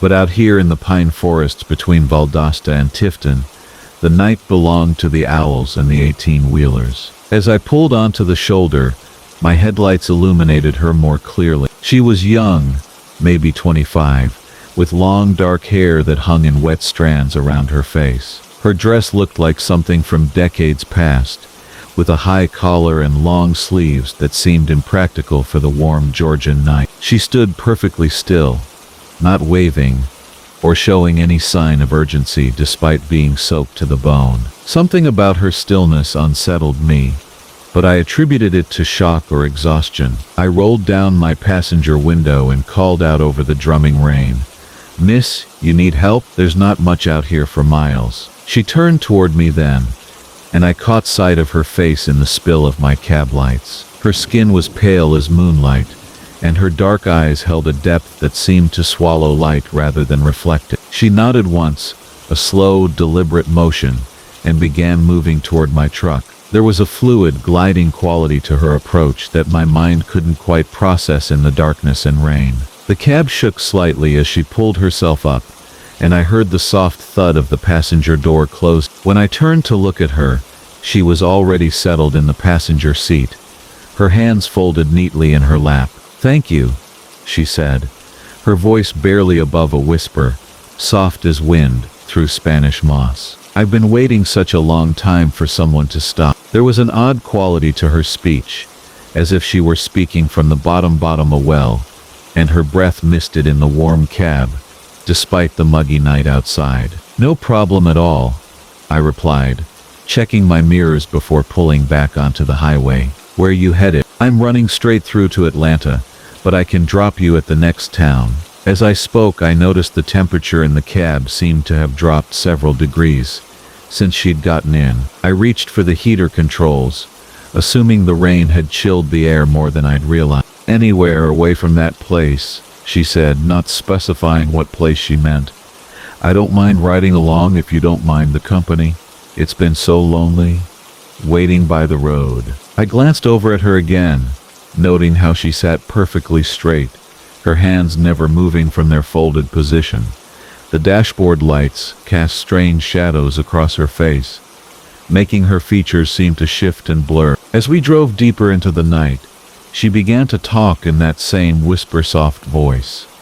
She told me about missing her family, about how she'd been trying to get home for what felt like years.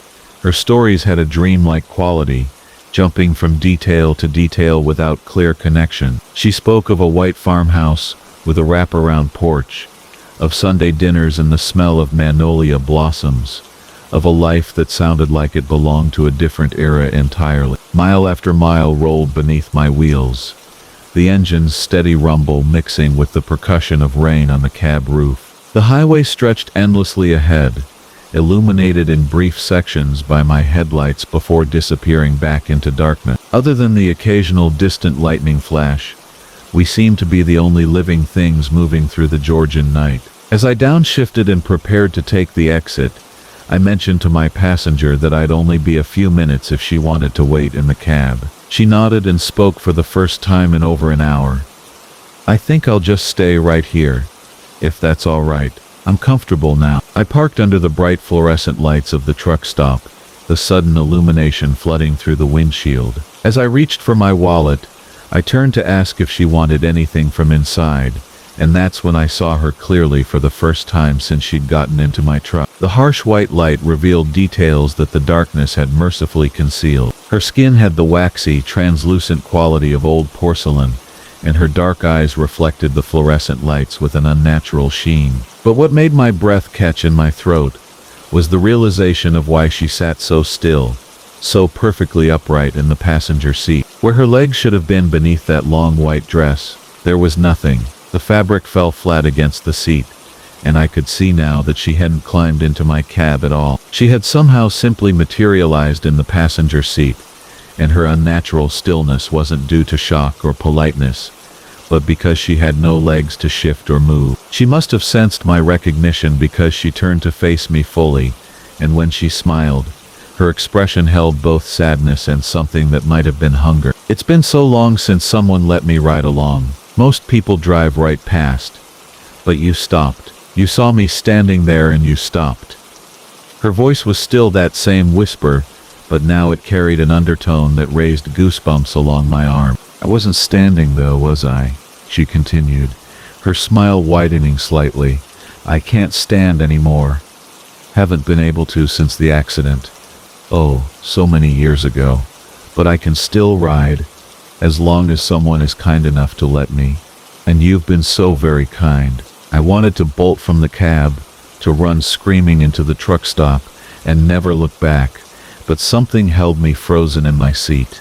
Maybe it was the way she looked at me, with those dark eyes that seemed infinitely sad rather than threatening. Or maybe it was the growing realization that she wasn't trying to hurt me, but desperately needed something I couldn't quite understand. "What do you want?"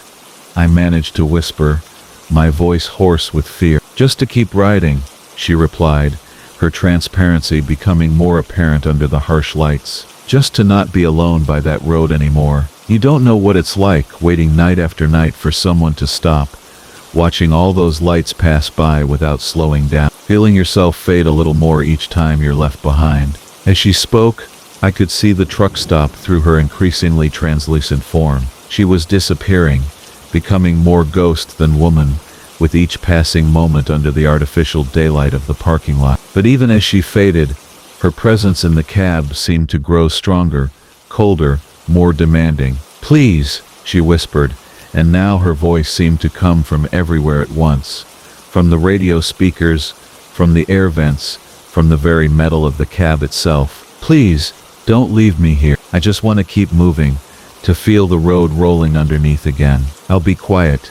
You won't even know I'm here." She would ride with me forever, growing stronger with each mile, until one day other drivers might see her sitting in my passenger seat, long after I was gone, waiting for the next kind soul to offer a ride to a woman who could no longer travel any other way. I made the hardest decision of my driving career. I started the engine, put the truck in gear, and drove away from that truck stop, leaving her there under those harsh fluorescent lights, where her form had grown too thin to maintain its hold on my cab. In my mirrors, I could see her figure becoming solid again, as the distance grew, standing now where my truck had been parked. The vital signs display.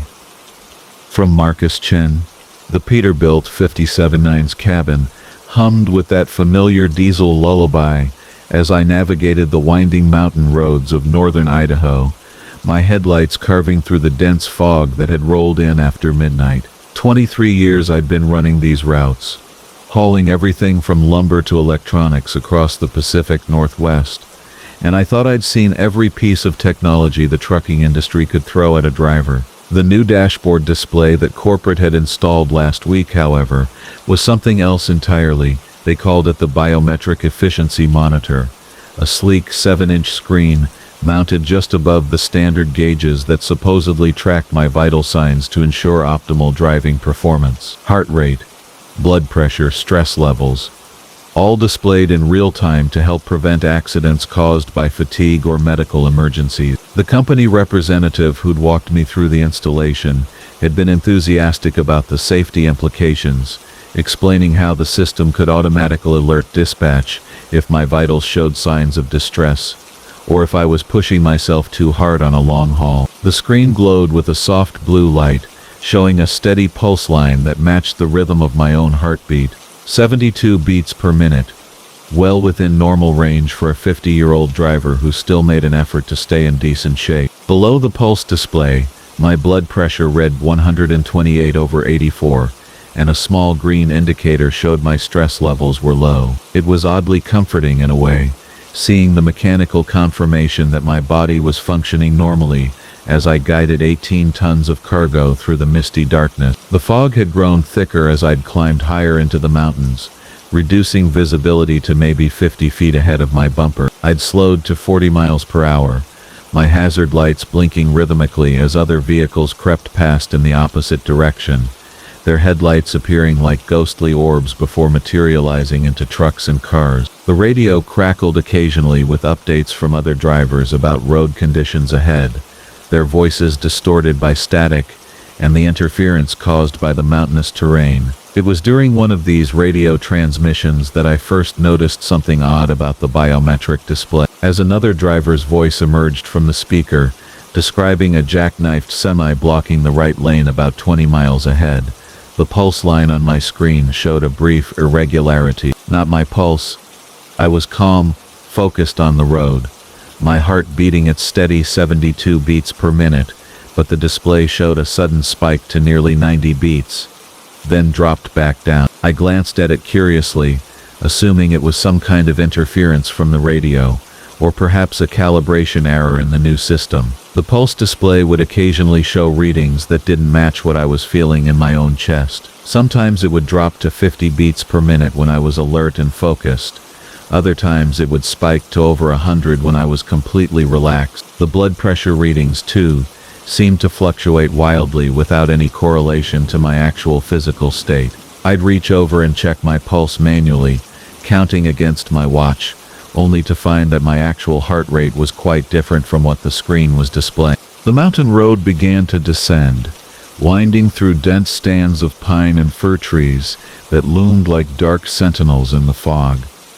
My headlights occasionally caught glimpses of reflective road signs, warning of steep grades and runaway truck ramps, but the visibility remained frustratingly poor. I downshifted, letting the engine brake help control my speed on the decline, the familiar rumble of the diesel providing a comforting backdrop to my growing unease about the malfunctioning display. It was around 2:30 in the morning when the pulse line on the screen began showing a pattern that made my skin crawl. Instead of the regular, steady rhythm of a healthy heartbeat, it displayed an erratic, panicked pattern. Rapid spikes, followed by long, flat periods that suggested cardiac distress or even temporary cardiac arrest. The blood pressure reading had climbed to 180 over 110, and the stress indicator had shifted from green to bright red. Yet I felt fine, perhaps a bit tired from the challenging driving conditions, but certainly not experiencing any medical emergency. I was reaching for my radio to contact dispatch about the faulty equipment when the fog ahead began to thin slightly, revealing the dark silhouette of another truck pulled over on the shoulder. Its hazard lights were blinking weakly, and I could make out the shape of a driver standing beside the cab, waving his arms in the universal signal for help. I eased my rig to a stop behind his truck, setting my air brakes with a hiss of compressed air, and glanced once more at the biometric display before stepping down from the cab. The pulse line now showed an extremely slow, weak rhythm, maybe 30 beats per minute, and the blood pressure had dropped to dangerously low levels. The stress indicator flickered between red and black, as if the system couldn't decide whether to register extreme distress or complete system failure. None of it made any sense, and I made a mental note to demand that corporate send someone out to fix or remove the faulty equipment as soon as possible. He was older than me, probably in his 60s, with graying hair and the weathered face of someone who'd spent decades on the road. His eyes, however, were what struck me most. They held a distant, almost vacant quality, as if he was looking through me rather than at me. "Engine trouble?" I called out, raising my voice to be heard over the idling of our trucks and the whisper of wind through the trees. He nodded slowly, his movements seeming oddly mechanical. "Been sitting here for about an hour," he replied, his voice carrying a strange echo in the fog. "Radio's not working, and I can't seem to get her started again. Appreciate you stopping." As we walked toward his truck to take a look under the hood, I noticed that the fog seemed to be moving strangely around us, swirling in patterns that didn't match the gentle breeze I could feel on my face. The other driver's truck was an older Kenworth, probably from the early 2000s, and as we passed by his cab, I caught a glimpse of his dashboard through the open window. The gauge lights were dim, barely visible, and I couldn't see any of the modern displays that had become standard in newer trucks. But what caught my attention wasn't what was on his dashboard, it was what I noticed about the driver himself. In the pale light from his cab, I realized I couldn't see his breath in the cold mountain air. The temperature was probably in the low 40s, and my own breath was visible as small puffs of vapor, yet he showed no such signs of breathing. When I looked more closely, I noticed that I couldn't detect the subtle rise and fall of his chest that would indicate normal respiration. A chill ran down my spine that had nothing to do with the mountain air, and I glanced back toward my own truck, where I could see the blue glow of the biometric display through my windshield. Even at this distance, I could make out the pulse line, and what I saw made my blood run cold. The display was showing that flat, straight line that indicated no heartbeat at all. 0 beats per minute. Blood pressure reading 0/0. The stress indicator had gone completely black, but whose vital signs was it monitoring? I turned back to the other driver, who was standing motionless beside his truck, still staring at me with those vacant eyes. The fog swirled around him in increasingly unnatural patterns, and I realized that while I could hear the sound of my own footsteps on the gravel shoulder, his movements made no sound at all. The pieces fell into place with horrible clarity.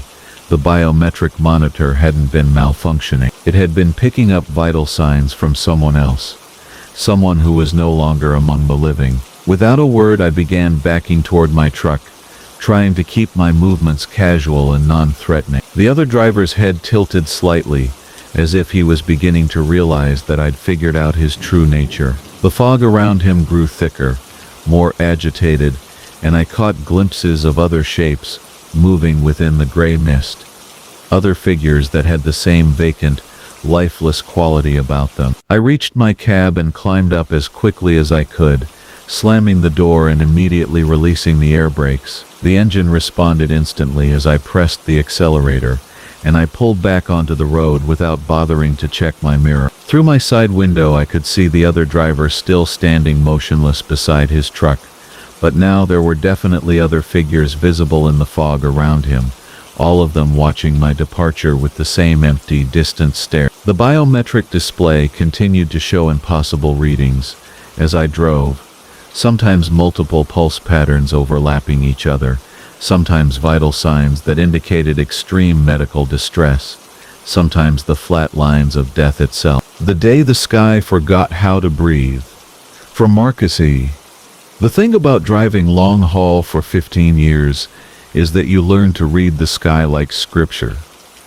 Every cloud formation, every shift in the light, every subtle change in air pressure tells you what's coming down the highway ahead.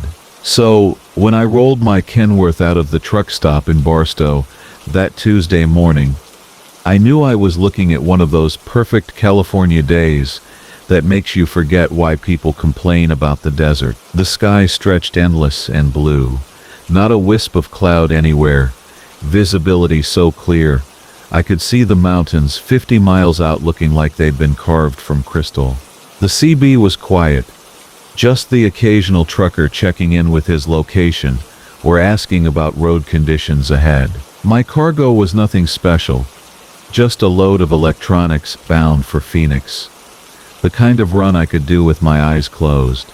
The interstate stretched ahead like a ribbon of black asphalt, heat shimmer already starting to dance on the horizon, even though it wasn't yet 9 in the morning. I settled into that comfortable rhythm that comes with years behind the wheel, my hands light on the steering wheel, the diesel engine humming its familiar song beneath me.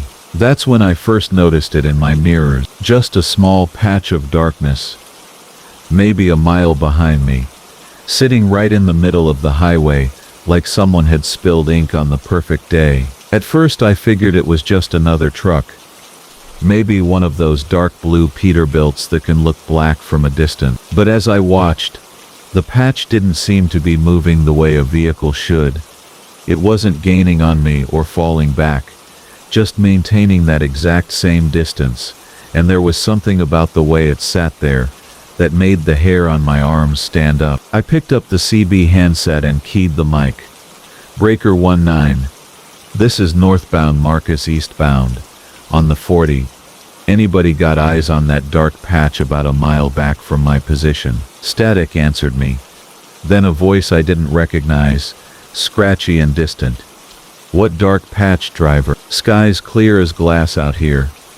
I glanced in my mirror again, and the patch was still there, but now it seemed bigger, maybe twice the size it had been just moments before. The strangest thing was how the edges of it seemed to shimmer and move, not like smoke or cloud, but like liquid darkness that had somehow learned to float in the air. I'd seen dust devils and sudden weather systems before, but this was different. This was wrong in a way that made my mouth go dry.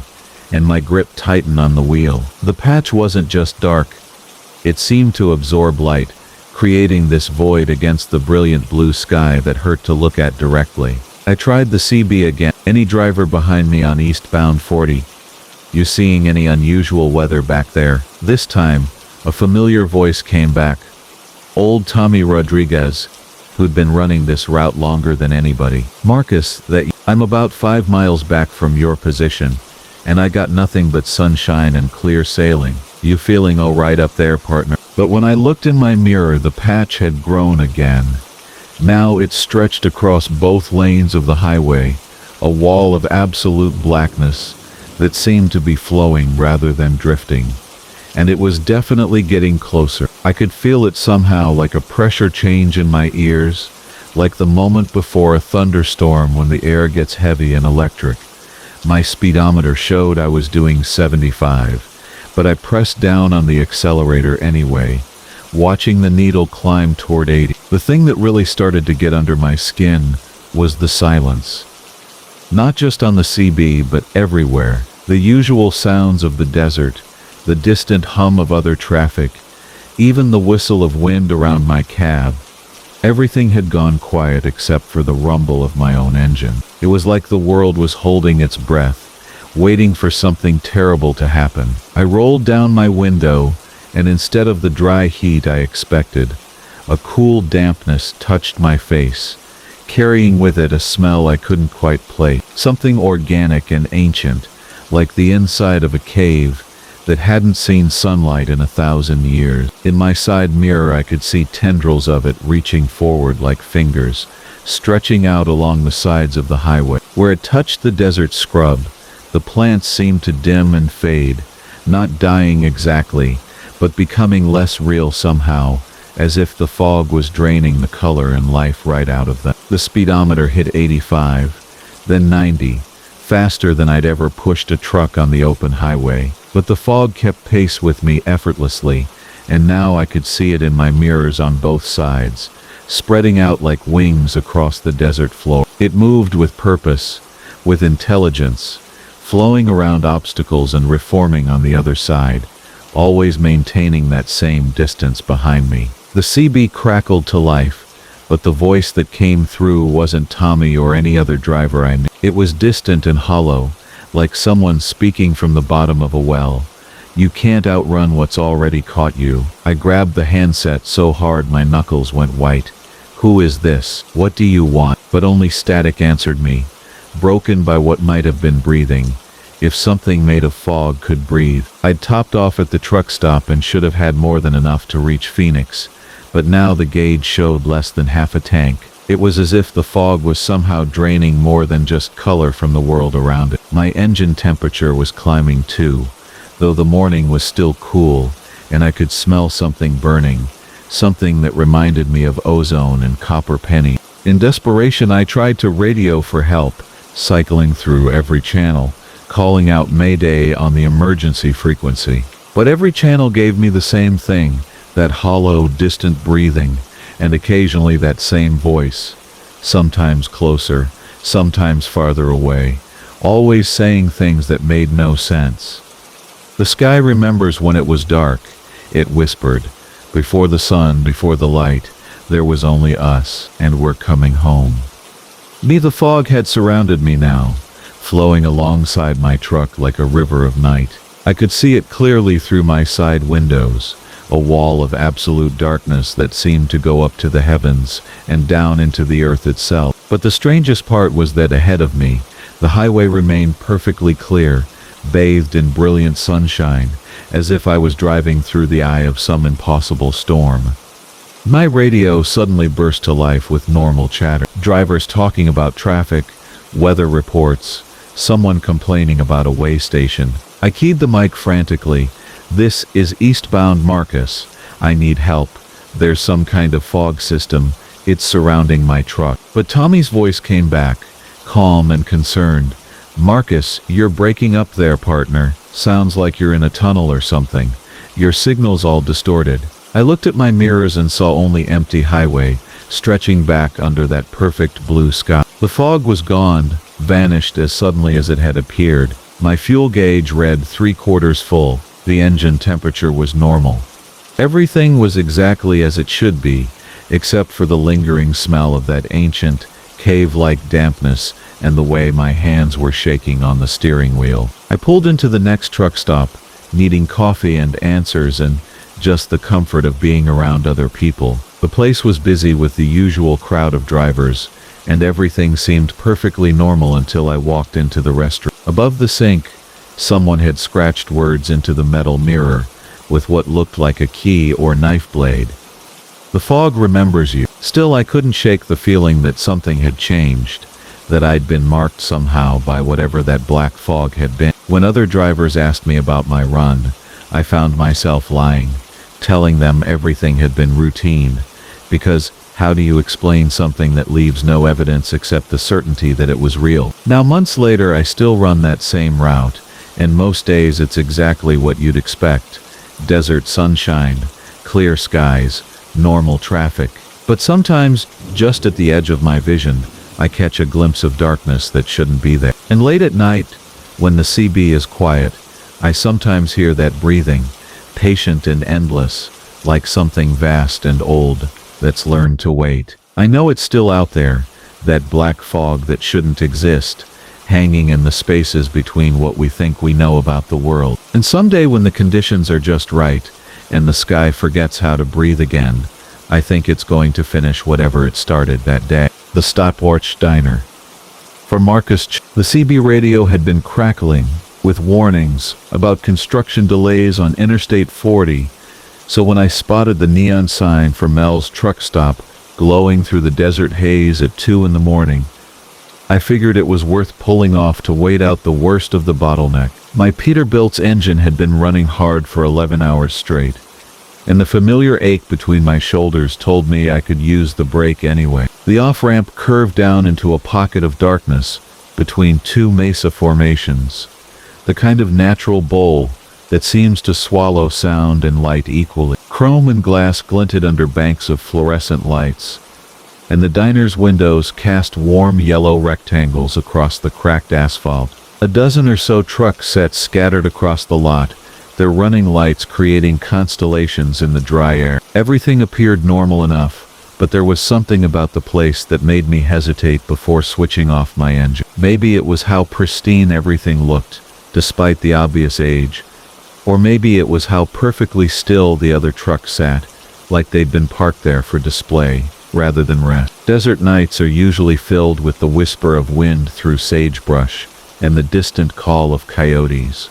But here the air hung motionless and mute. Even the neon sign above the diner made no electrical hum, though it flickered in that hypnotic pattern common to old tube lighting. The smell of diesel fuel and hot asphalt mixed with something sweeter, like the cherry pie my grandmother used to make, emanating from the diner's ventilation system. Red vinyl booths lined the windows, their surfaces unmarked by the usual wear patterns you'd expect from decades of truckers sliding in and out. The checkerboard linoleum floor gleamed under overhead fixtures, and a jukebox in the corner displayed song titles I recognized from my father's collection. The waitress behind the counter looked up as I entered, her smile warm and genuine. She wore a pink uniform with white trim, her hair styled in soft curls that framed her face perfectly. Her name tag read, Dolores in cheerful script. "Coffee, hon?"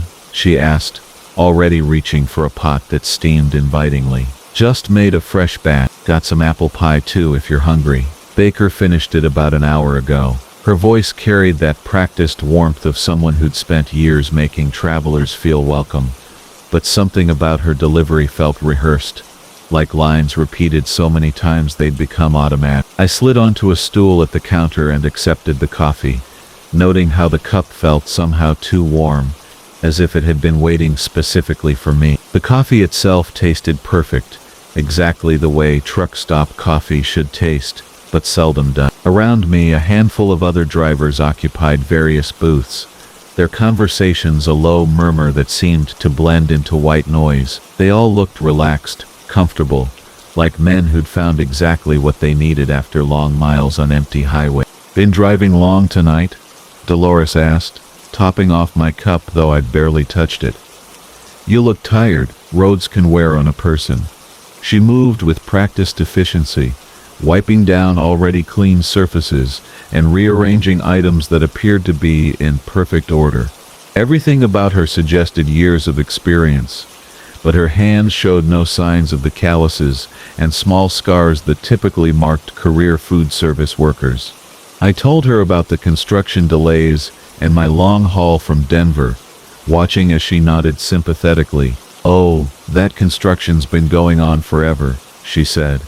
"Seems like they'll never finish. Good thing you stopped here instead of sitting in traffic. We've got everything you need to wait it out comfortably." She gestured toward the other drivers. "Most of these fellows have been here a few hours already. Smart to avoid the mess out there." The pie, when it arrived, tasted like childhood memories crystallized into perfect sweetness. Each bite seemed to ease the tension from my shoulders and the fatigue from behind my eyes. The diner's atmosphere wrapped around me like a warm blanket, making the idea of returning to the road feel increasingly distant and unnecessary. Through the windows I could see other trucks in the lot, their chrome bumpers and polished tanks reflecting the neon and rainbow pattern. As the minutes passed, I found myself studying the other patrons more closely. They all appeared to be in that indefinable middle age common to career truckers, weathered by years of highway sun and coffee shop fluorescent. But their clothes, while appropriate for the era the diner seemed locked in, looked remarkably fresh. No oil stains on work shirts, no worn patches on jeans, no scuffed boots that spoke of countless truck stops and loading dock. Even their conversation topics seemed oddly repetitive, touching on weather patterns and route conditions that may have been current decades ago. "Refill?" Dolores appeared at my elbow again, coffee pot ready. I was certain I'd just finished my second cup, but somehow it sat empty before me. The clock above the register showed 2:47, though I could have sworn I'd been sitting there for at least an hour. Time seemed to move differently in the diner, flowing like honey in winter, stretched and golden and thick. I excused myself to use the restroom, partly from necessity and partly to clear my head. The facilities were as immaculate as everything else, lined with black and white tiles that gleamed under bright fluorescent strips, but it was the mirror that made me pause. My reflection looked back at me, but something seemed off about it, like looking at a photograph that had been retouched just slightly. The lines around my eyes appeared softer, the gray in my beard less pronounced. Even my work shirt looked newer, the company logo sharper and brighter than I remembered. When I returned to the counter, I found Dolores arranging items in the display case with the same careful attention she'd shown earlier. "Everything all right, hon?" she asked without looking up. "You seem a little unsettled." Maybe another piece of pie would help. Nothing like good food to set a person right. I declined the pie but accepted another coffee refill, using the opportunity to observe the diner more carefully. The details that had initially charmed me now seemed somehow too perfect. The red vinyl showed no cracks or patches, the chrome fixtures held not a single fingerprint, and the jukebox cycling through its songs never seemed to require new selections. Even the other truckers, while friendly enough, seemed caught in loops of familiar conversation, discussing the same routes and weather patterns in nearly identical words. Nothing in the diner showed any real signs of age or wear. Not the equipment, not the furniture, not even the people. It was as if time moved through this place without leaving any mark, as if every moment reset itself to some predetermined state of perpetual nowness. The thought should have alarmed me, but instead I felt a strange sense of peace, as if I'd discovered something wonderful rather than terrible. "How long has this place been here?" I asked Dolores during her next pass with the coffee pot. She paused in her pouring, a brief flicker of something crossing her features, before the practiced smile returned. "Oh, seems like forever," she said. "I've been working here so long I can barely remember starting. Time just seems to slip by when you're comfortable, doesn't it? Days turn into weeks, weeks into months. But that's okay. Good to find a place where you belong." Her eyes met mine for a moment, and in them I saw something that might have been a warning, or perhaps an invitation. Only 5 minutes had passed, though our conversation felt much longer. Through the windows, The parking lot remained exactly as I'd found it. The same trucks in the same positions under the same unchanging neon. None of them had moved.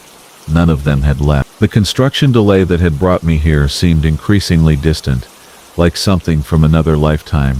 The coffee cup in my hands had grown warm again, though I hadn't seen Dolores refill it. Around me, the other drivers continued their quiet conversations, but I began to notice they were having the exact same discussions I'd heard when I first entered. The same words, same inflections, same pauses for sips of coffee that somehow never emptied their cup. They were caught in some kind of gentle loop, replaying their evening indefinitely without apparent awareness or concern. I stood abruptly, leaving money on the counter despite Dolores's protests that there was no hurry. "The construction will still be there," she called after me. "Might as well stay comfortable until it clears. Could be hours yet." Her voice carried a note of genuine concern, as if she truly wanted what was best for me, but there was something underneath it that made my skin prickle. "The Watcher in the Chrome," from Jake Morrison.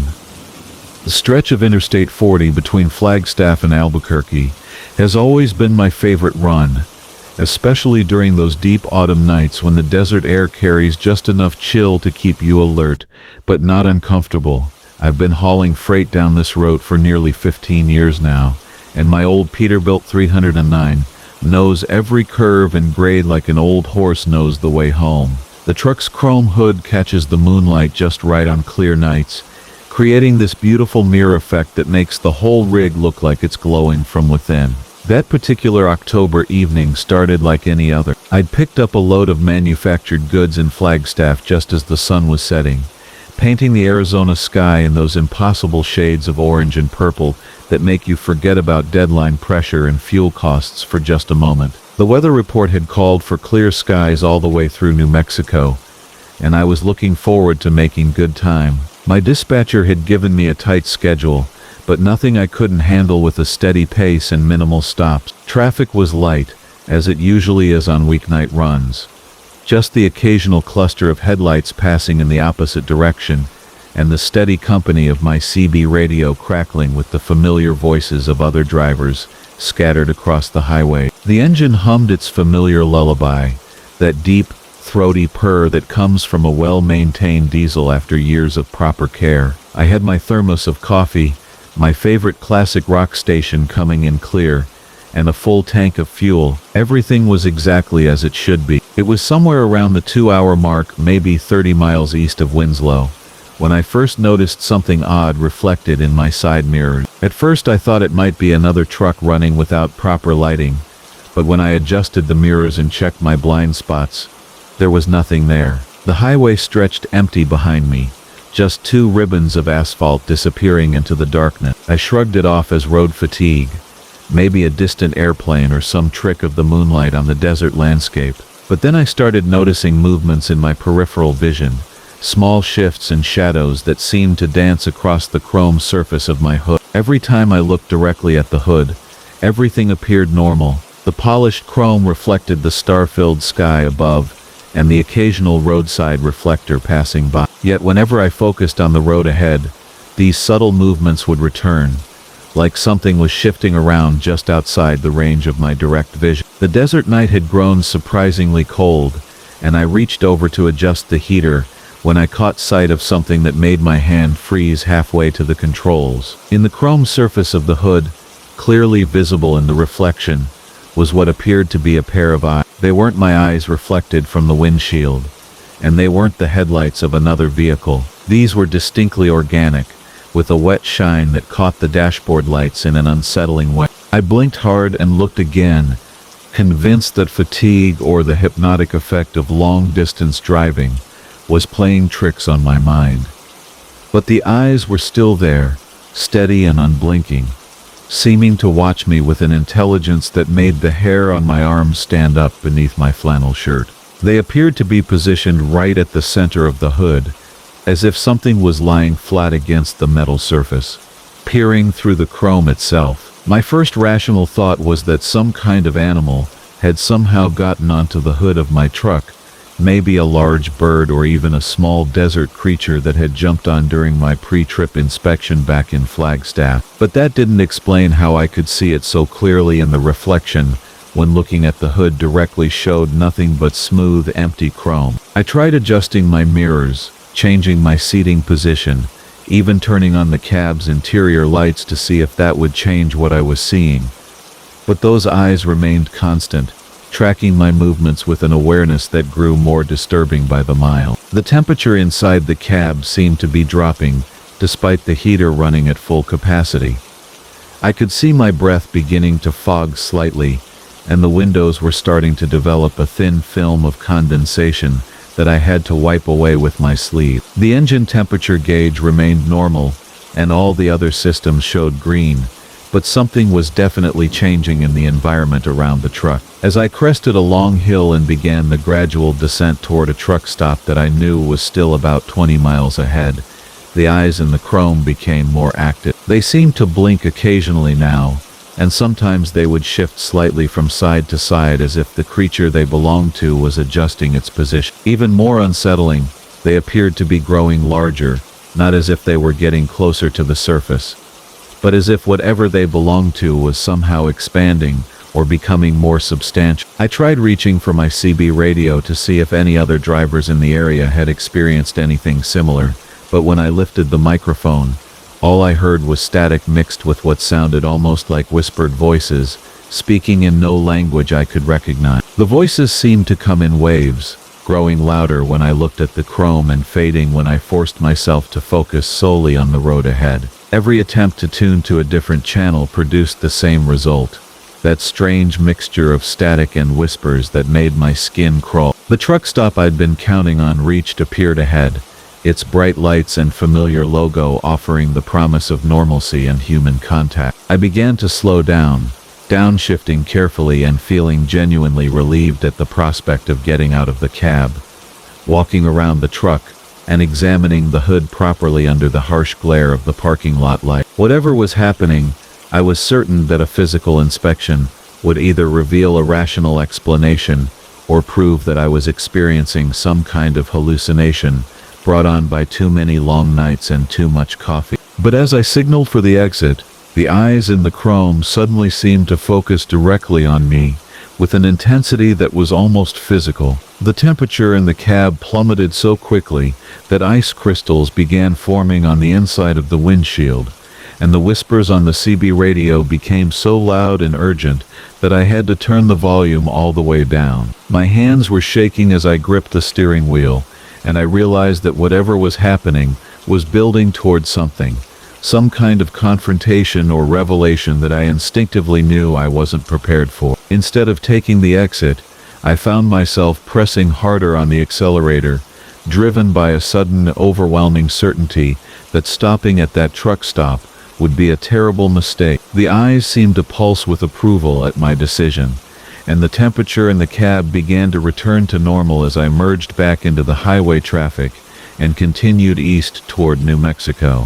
For the next several hours, I drove in a state of heightened awareness that felt almost like a trance. The eyes remained constant in the chrome, sometimes blinking, sometimes shifting, but always watching. The whispers on the CB had faded to a barely audible background hum that was somehow more comforting than silence would have been. I stopped questioning what was happening and simply accepted it as a new reality, the way you might accept a strange dream, while still knowing that you're dreaming. With the growing light, the eyes in the chrome began to fade, becoming less distinct and substantial until they were barely visible. By the time I reached my delivery destination and began backing up to the loading dock, they had disappeared entirely, leaving only ordinary chrome reflecting the morning sun. I completed my delivery without mentioning the night's events to anyone, partly because I wasn't sure how to explain what had happened, and partly because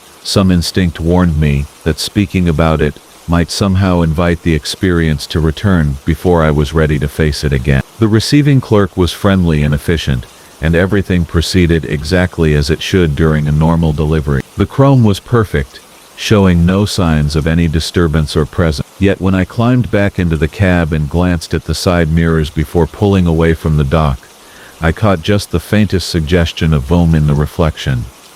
A subtle shift that might have been a cloud passing over the sun, or might have been something else entirely. I still run that route regularly, and I've never again experienced anything quite like that night between Flagstaff and Albuquerque. But sometimes, during the darkest hours before dawn, I find myself glancing at the chrome hood and wondering what might be looking back. The truck runs as reliably as ever, and I've never had any mechanical problems that might explain the strange temperature changes or electrical interference I experience. Whatever watched me from that chrome surface remains a mystery.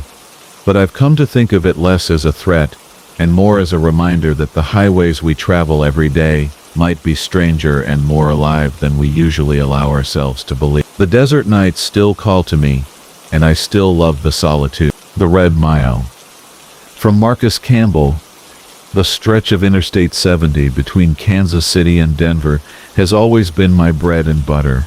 A ribbon of asphalt I've traveled thousands of times in my 23 years behind the wheel of big rigs. My current companion is a 2019 Peterbilt 579, her chrome gleaming under highway lights, and her Cummins engine purring like a contented cat even after 400,000 miles. She's hauling 26 tons of agricultural equipment bound for Colorado, and we're making good time through the endless prairie darkness of eastern Kansas. It's past midnight on this particular October run, the kind of crisp autumn night where the air carries the scent of harvested corn and dying leaves. The radio crackles occasionally with the distant chatter of other drivers, but mostly it's just the steady thrum of my engine and the whisper of wind around the cab. My headlights carve through the darkness ahead, illuminating the familiar landscape of gently rolling hills and fence posts that march alongside the highway like silent sentinels. I've driven this route so many times I could navigate it blindfolded, which is why I notice immediately when something seems different. The mile markers along this stretch are normally your standard green reflective rectangles mounted on steel posts, counting down or up depending on your direction. But as my headlights sweep across mile marker 127, something catches my eye that makes me ease off the throttle slightly. The marker appears to be wet, gleaming in my headlights with a dark substance that reflects my beams like fresh paint. At first I assume it's just condensation from the humid night air, perhaps mixed with road grime thrown up by passing traffic. October nights in Kansas can be dewy, and metal surfaces often collect moisture that looks strange under artificial light. I shift into a lower gear and continue past without giving it much more thought. But 2 miles later, mile marker 125 displays the same peculiar wetness, the dark liquid seeming to drip slowly down the face of the sign in thick rivulet. This time I notice that the substance has a distinctly reddish hue in my headlights, like rust stains, or perhaps iron-rich mud from recent rain. Except there hasn't been rain in this area for over a week, according to my weather radio, and the pavement is bone dry. My hands tighten involuntarily on the steering wheel as an uncomfortable prickle of unease begins to settle between my shoulder blades. In over 2 decades of long-haul trucking, I've seen my share of unusual sights along America's highways, from meteor showers that lit up the sky like daylight, to mysterious lights that dance just beyond the tree line. Most have reasonable explanations when examined in the clear light of day. But there's something about these weeping mile markers that sets off alarm bells in the primitive part of my brain that's kept me safe through countless nights on the road. Mile marker 23 is even worse. The red substance isn't just dripping anymore. It's flowing in steady streams down the post and pooling on the grass below. As I pass, I catch a metallic scent through my slightly cracked window that makes my stomach lurch with recognition. It's the smell of fresh copper pennies, of cuts that haven't quite stopped bleeding, of something organic and vital being spilled where it doesn't belong. I reach for my CB radio with a trembling hand, scanning the channels for other drivers who might be traveling this stretch, but I'm met with nothing but static. The usual late-night chatter has vanished completely, replaced by white noise that seems to pulse with the rhythm of my own heartbeat. Even the AM radio stations that usually provide my overnight companionship have dissolved into staticky whispers that sound almost like voices calling from a great distance. The landscape outside seems to be changing as well, though I can't pinpoint exactly how. The gentle hills appear more pronounced, casting deeper shadows that my headlights can't quite penetrate. The fence posts look taller and more angular, like crude crosses or perhaps grave markers, stretching endlessly into the darkness. Even the familiar farmhouses that dot this rural corridor seem different, their windows dark and somehow accusatory as I rumble past. The entire post is now coated in the red substance, which flows so heavily it splashes onto the roadway itself. In my headlights, I can see steam rising from the puddle, as if the liquid is warm despite the cool October air. The metallic smell is stronger now, seeping through my ventilation system and making me fight back waves of nausea. But it's the sound that finally breaks my nerve, a wet, dripping noise that somehow penetrates the insulated cab of my truck and the steady rumble of my engine. It's rhythmic and organic, like the sound of life slowly leaking away, drop by precious drop. I realize with dawning horror that I can hear it over everything else because it's not coming from outside the truck at all. I flip on my interior lights and crane my neck to look up at the ceiling of my cab, half expecting to see red drops falling from above. Instead, I discover something far worse. My windshield, the one I cleaned thoroughly at my last fuel stop just 4 hours ago, now has streaks of red liquid running down the inside surface. The substance is warm to the touch when I reach up to wipe it with my fingers, and it leaves a metallic taste on my lips when I breathe. Panic begins to set in as I realize that whatever is affecting the mile markers is somehow affecting my truck as well. The red liquid isn't just on the windshield now, it's seeping from the edges of my instrument panel, trickling from the vents in my dashboard, and pooling in the cup holders beside my seat. The smell is overwhelming, filling my nostrils with the unmistakable odor of fresh blood. Mile marker 119 approaches through my now severely compromised windshield, and I can see that it's completely engulfed in the flowing red substance. The liquid cascades from the top of the sign, like a crimson waterfall, and in the turbulent pool at its base, I swear I can see shapes moving, pale forms that twist and reach upward as if trying to escape their liquid prison. My engine begins to sputter and cough, though all my gauges show normal readings. The steering wheel is becoming slippery under my grip as the mysterious liquid seeps from every surface in the cab. I can taste it now, metallic and warm on my tongue, and my vision begins to blur as red drops fall from the overhead console directly into my eye. As I roll to a stop, my headlights illuminate mile marker 118 directly ahead, and what I see there makes my blood run cold. The entire marker post has dissolved into a column of flowing red liquid that writhes and pulses like a living thing. Within its translucent depths, I can make out faces, dozens of them, their mouths open in silent screams as they tumble and swirl in the crimson current. It's flowing from the air vents now like arterial bleeding, soaking my clothes and pooling around my boots. The windows are fogging with what looks like breath, but the condensation is tinted red and forms patterns that look disturbingly like desperate handprint. Through my deteriorating windshield, I can see other vehicles stopped along the highway, their hazard lights blinking weakly through the crimson haze. A sedan sits motionless about 50 yards ahead, its windshield completely obscured by red fluid that continues to pour from impossible sources. Behind me I can make out the silhouette of another semi-truck, its running lights dim and flickering, as if the electrical system is failing under some impossible strain. With my last clear thought, I manage to grab my cell phone and speed dial my dispatcher, hoping against hope that I can reach someone, anyone who might understand what's happening on this cursed stretch of highway. The phone slips from my blood-slicked fingers after the first ring, clattering to the floor of the cab where it's immediately swallowed by the rising pool of red liquid. I realize with mounting terror that they're not just random apparitions, but the faces of other travelers who found themselves on this road when the markers began to weep. Their eyes lock onto mine with unmistakable recognition, and their silent mouths form words I can somehow understand, despite the impossibility of it all.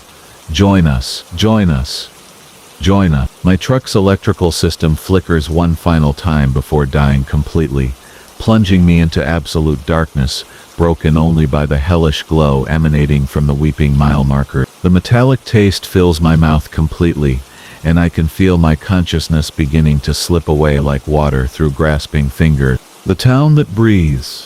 From Marcus Reed. The fog rolled in like a living thing that night, thick and purposeful, swallowing my headlights whole as I guided my Peterbilt down Highway 89 through northern Oregon. I'd been driving long haul for 15 years, seen weather that would make a sailor weep.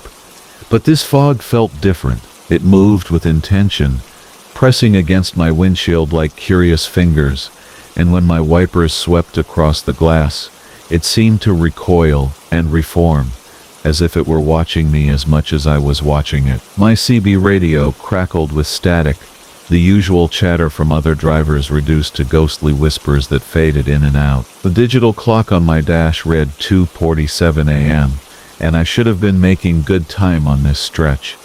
But the fog had me crawling along at maybe 30 miles per hour, my Jake brake occasionally rumbling as I navigated the winding mountain road. The cargo of electronics I was hauling to Seattle could wait. I'd learned long ago that rushing through conditions like these was a good way to end up wrapped around a tree or at the bottom of a ravine. That's when I saw the first sign materializing out of the gray soup like something conjured from memory. "Welcome to Mill Haven," it read in faded green letters.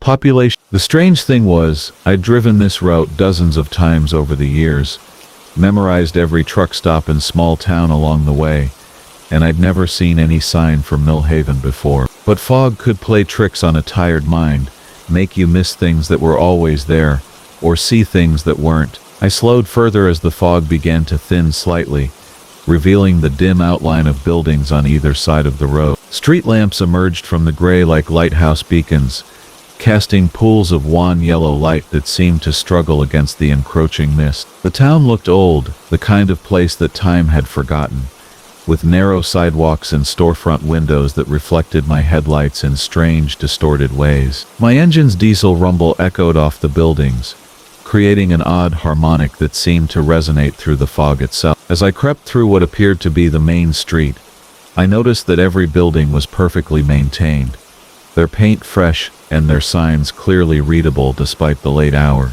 Miller's Hardware, Mill Haven Diner, First National Bank of Mill Haven. Each establishment looked as if it had stepped out of the 1950s, complete with vintage neon signs that flickered and hummed in the fog. The diner's sign cast a warm red glow through the mist, and I could almost smell coffee and bacon, though I knew that was impossible from inside my cab. What struck me as odd was the complete absence of people. Even in small towns, you usually saw someone walking a dog or finishing a late shift, maybe a police cruiser making rounds. But Mill Haven was utterly empty, as if its population of 8047 had simply vanished into the fog. The only movement came from the mist itself, which seemed to swirl and eddy around the buildings with unnatural patterns, sometimes forming shapes that almost looked like people before dissolving back into gray anonymity. I was reaching for my CB radio to report my location when I saw the first figure. It stood beneath a street lamp about 2 blocks ahead, motionless and indistinct, but undeniably human in shape. As I drew closer, my headlights should have illuminated it more clearly, but instead, the figure seemed to become less defined, as if it were made of the same substance as the fog surrounding it.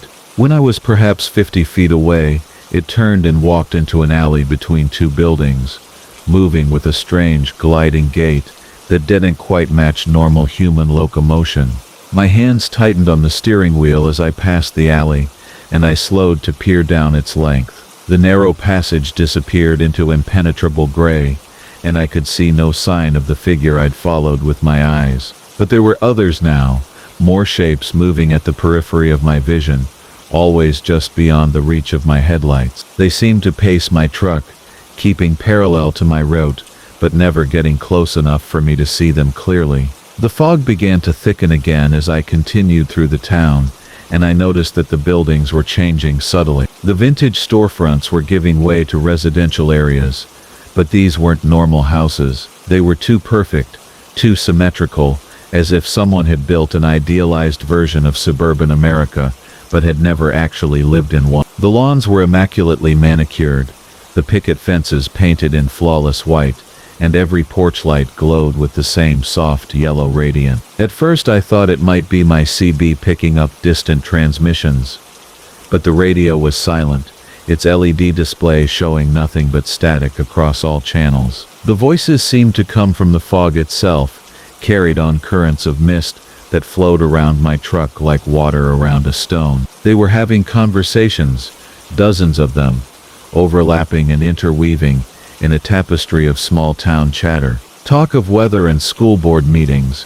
of local gossip and weekend plans, all delivered in the warm neighborly tones of people who had known each other for generations. But there was something wrong with the rhythm of these conversations, something that made my skin crawl, even as I strained to listen. The voices never quite synced up properly, as if each speaker was responding to words that had been spoken moments ago, creating a disjointed dialogue that felt like listening to both sides of a phone call with a significant delay. And underneath it all was a sound I couldn't quite identify, a wet, breathing quality that suggested the fog itself was alive, inhaling and exhaling around my truck with each pulse of the mysterious voices. I pressed harder on the accelerator, eager to clear the town limits and return to the familiar emptiness of the highway, but the residential area seemed to stretch on indefinitely. Block after block of perfect houses rolled past my windows, their porch lights creating a hypnotic rhythm of illumination in the fog. My fuel gauge still showed 3/4 full,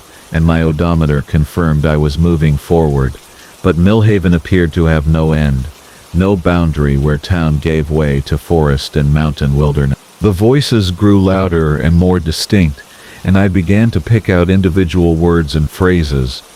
A woman was discussing her rose garden with someone who responded in a voice that sounded exactly like hers. A man was explaining his weekend fishing plans to what seemed to be himself from a few minutes in the past. Children were playing games with rules that made no sense, counting in sequences that had no mathematical logic, singing songs with melodies that hurt to listen to. It was then that I noticed the movement in my side mirrors. The fog behind me was swirling in ways that suggested pursuit, forming shapes that looked almost like running figures before dissolving and reforming. My truck's running lights cast red illumination into the mist, and in that crimson glow, I could see faces, dozens of them, pressed close to my trailer as if they were trying to peer through the metal walls to see what I was carrying. They had the features of ordinary people, but their expressions were wrong, too eager, too hungry, as if they were waiting for something they'd been denied for a very long time. My CB radio suddenly burst to life,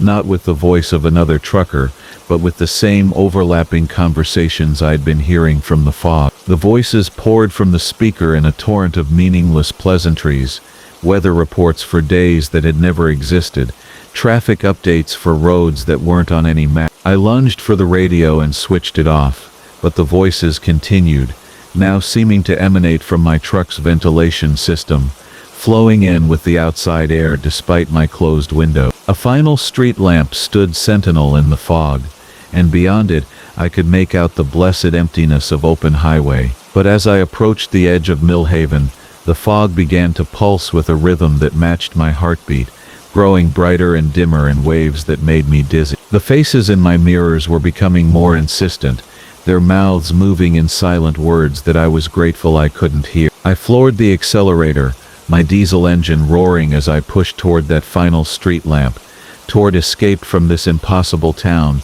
that breathed fog and whispered with voices that belonged to no living people. The speedometer climbed to 40, then 50, then 60, as I burst past the town limits and into the merciful darkness of the mountain highway. The fog fell away like a curtain dropping, revealing stars and a normal night sky that had never looked so beautiful. My hands were shaking as I reached for my logbook to record what had happened, but when I looked at my dashboard clock, only 3 minutes had passed since I'd first seen the welcome sign. 3 minutes to drive through an entire town, to hear those impossible conversations.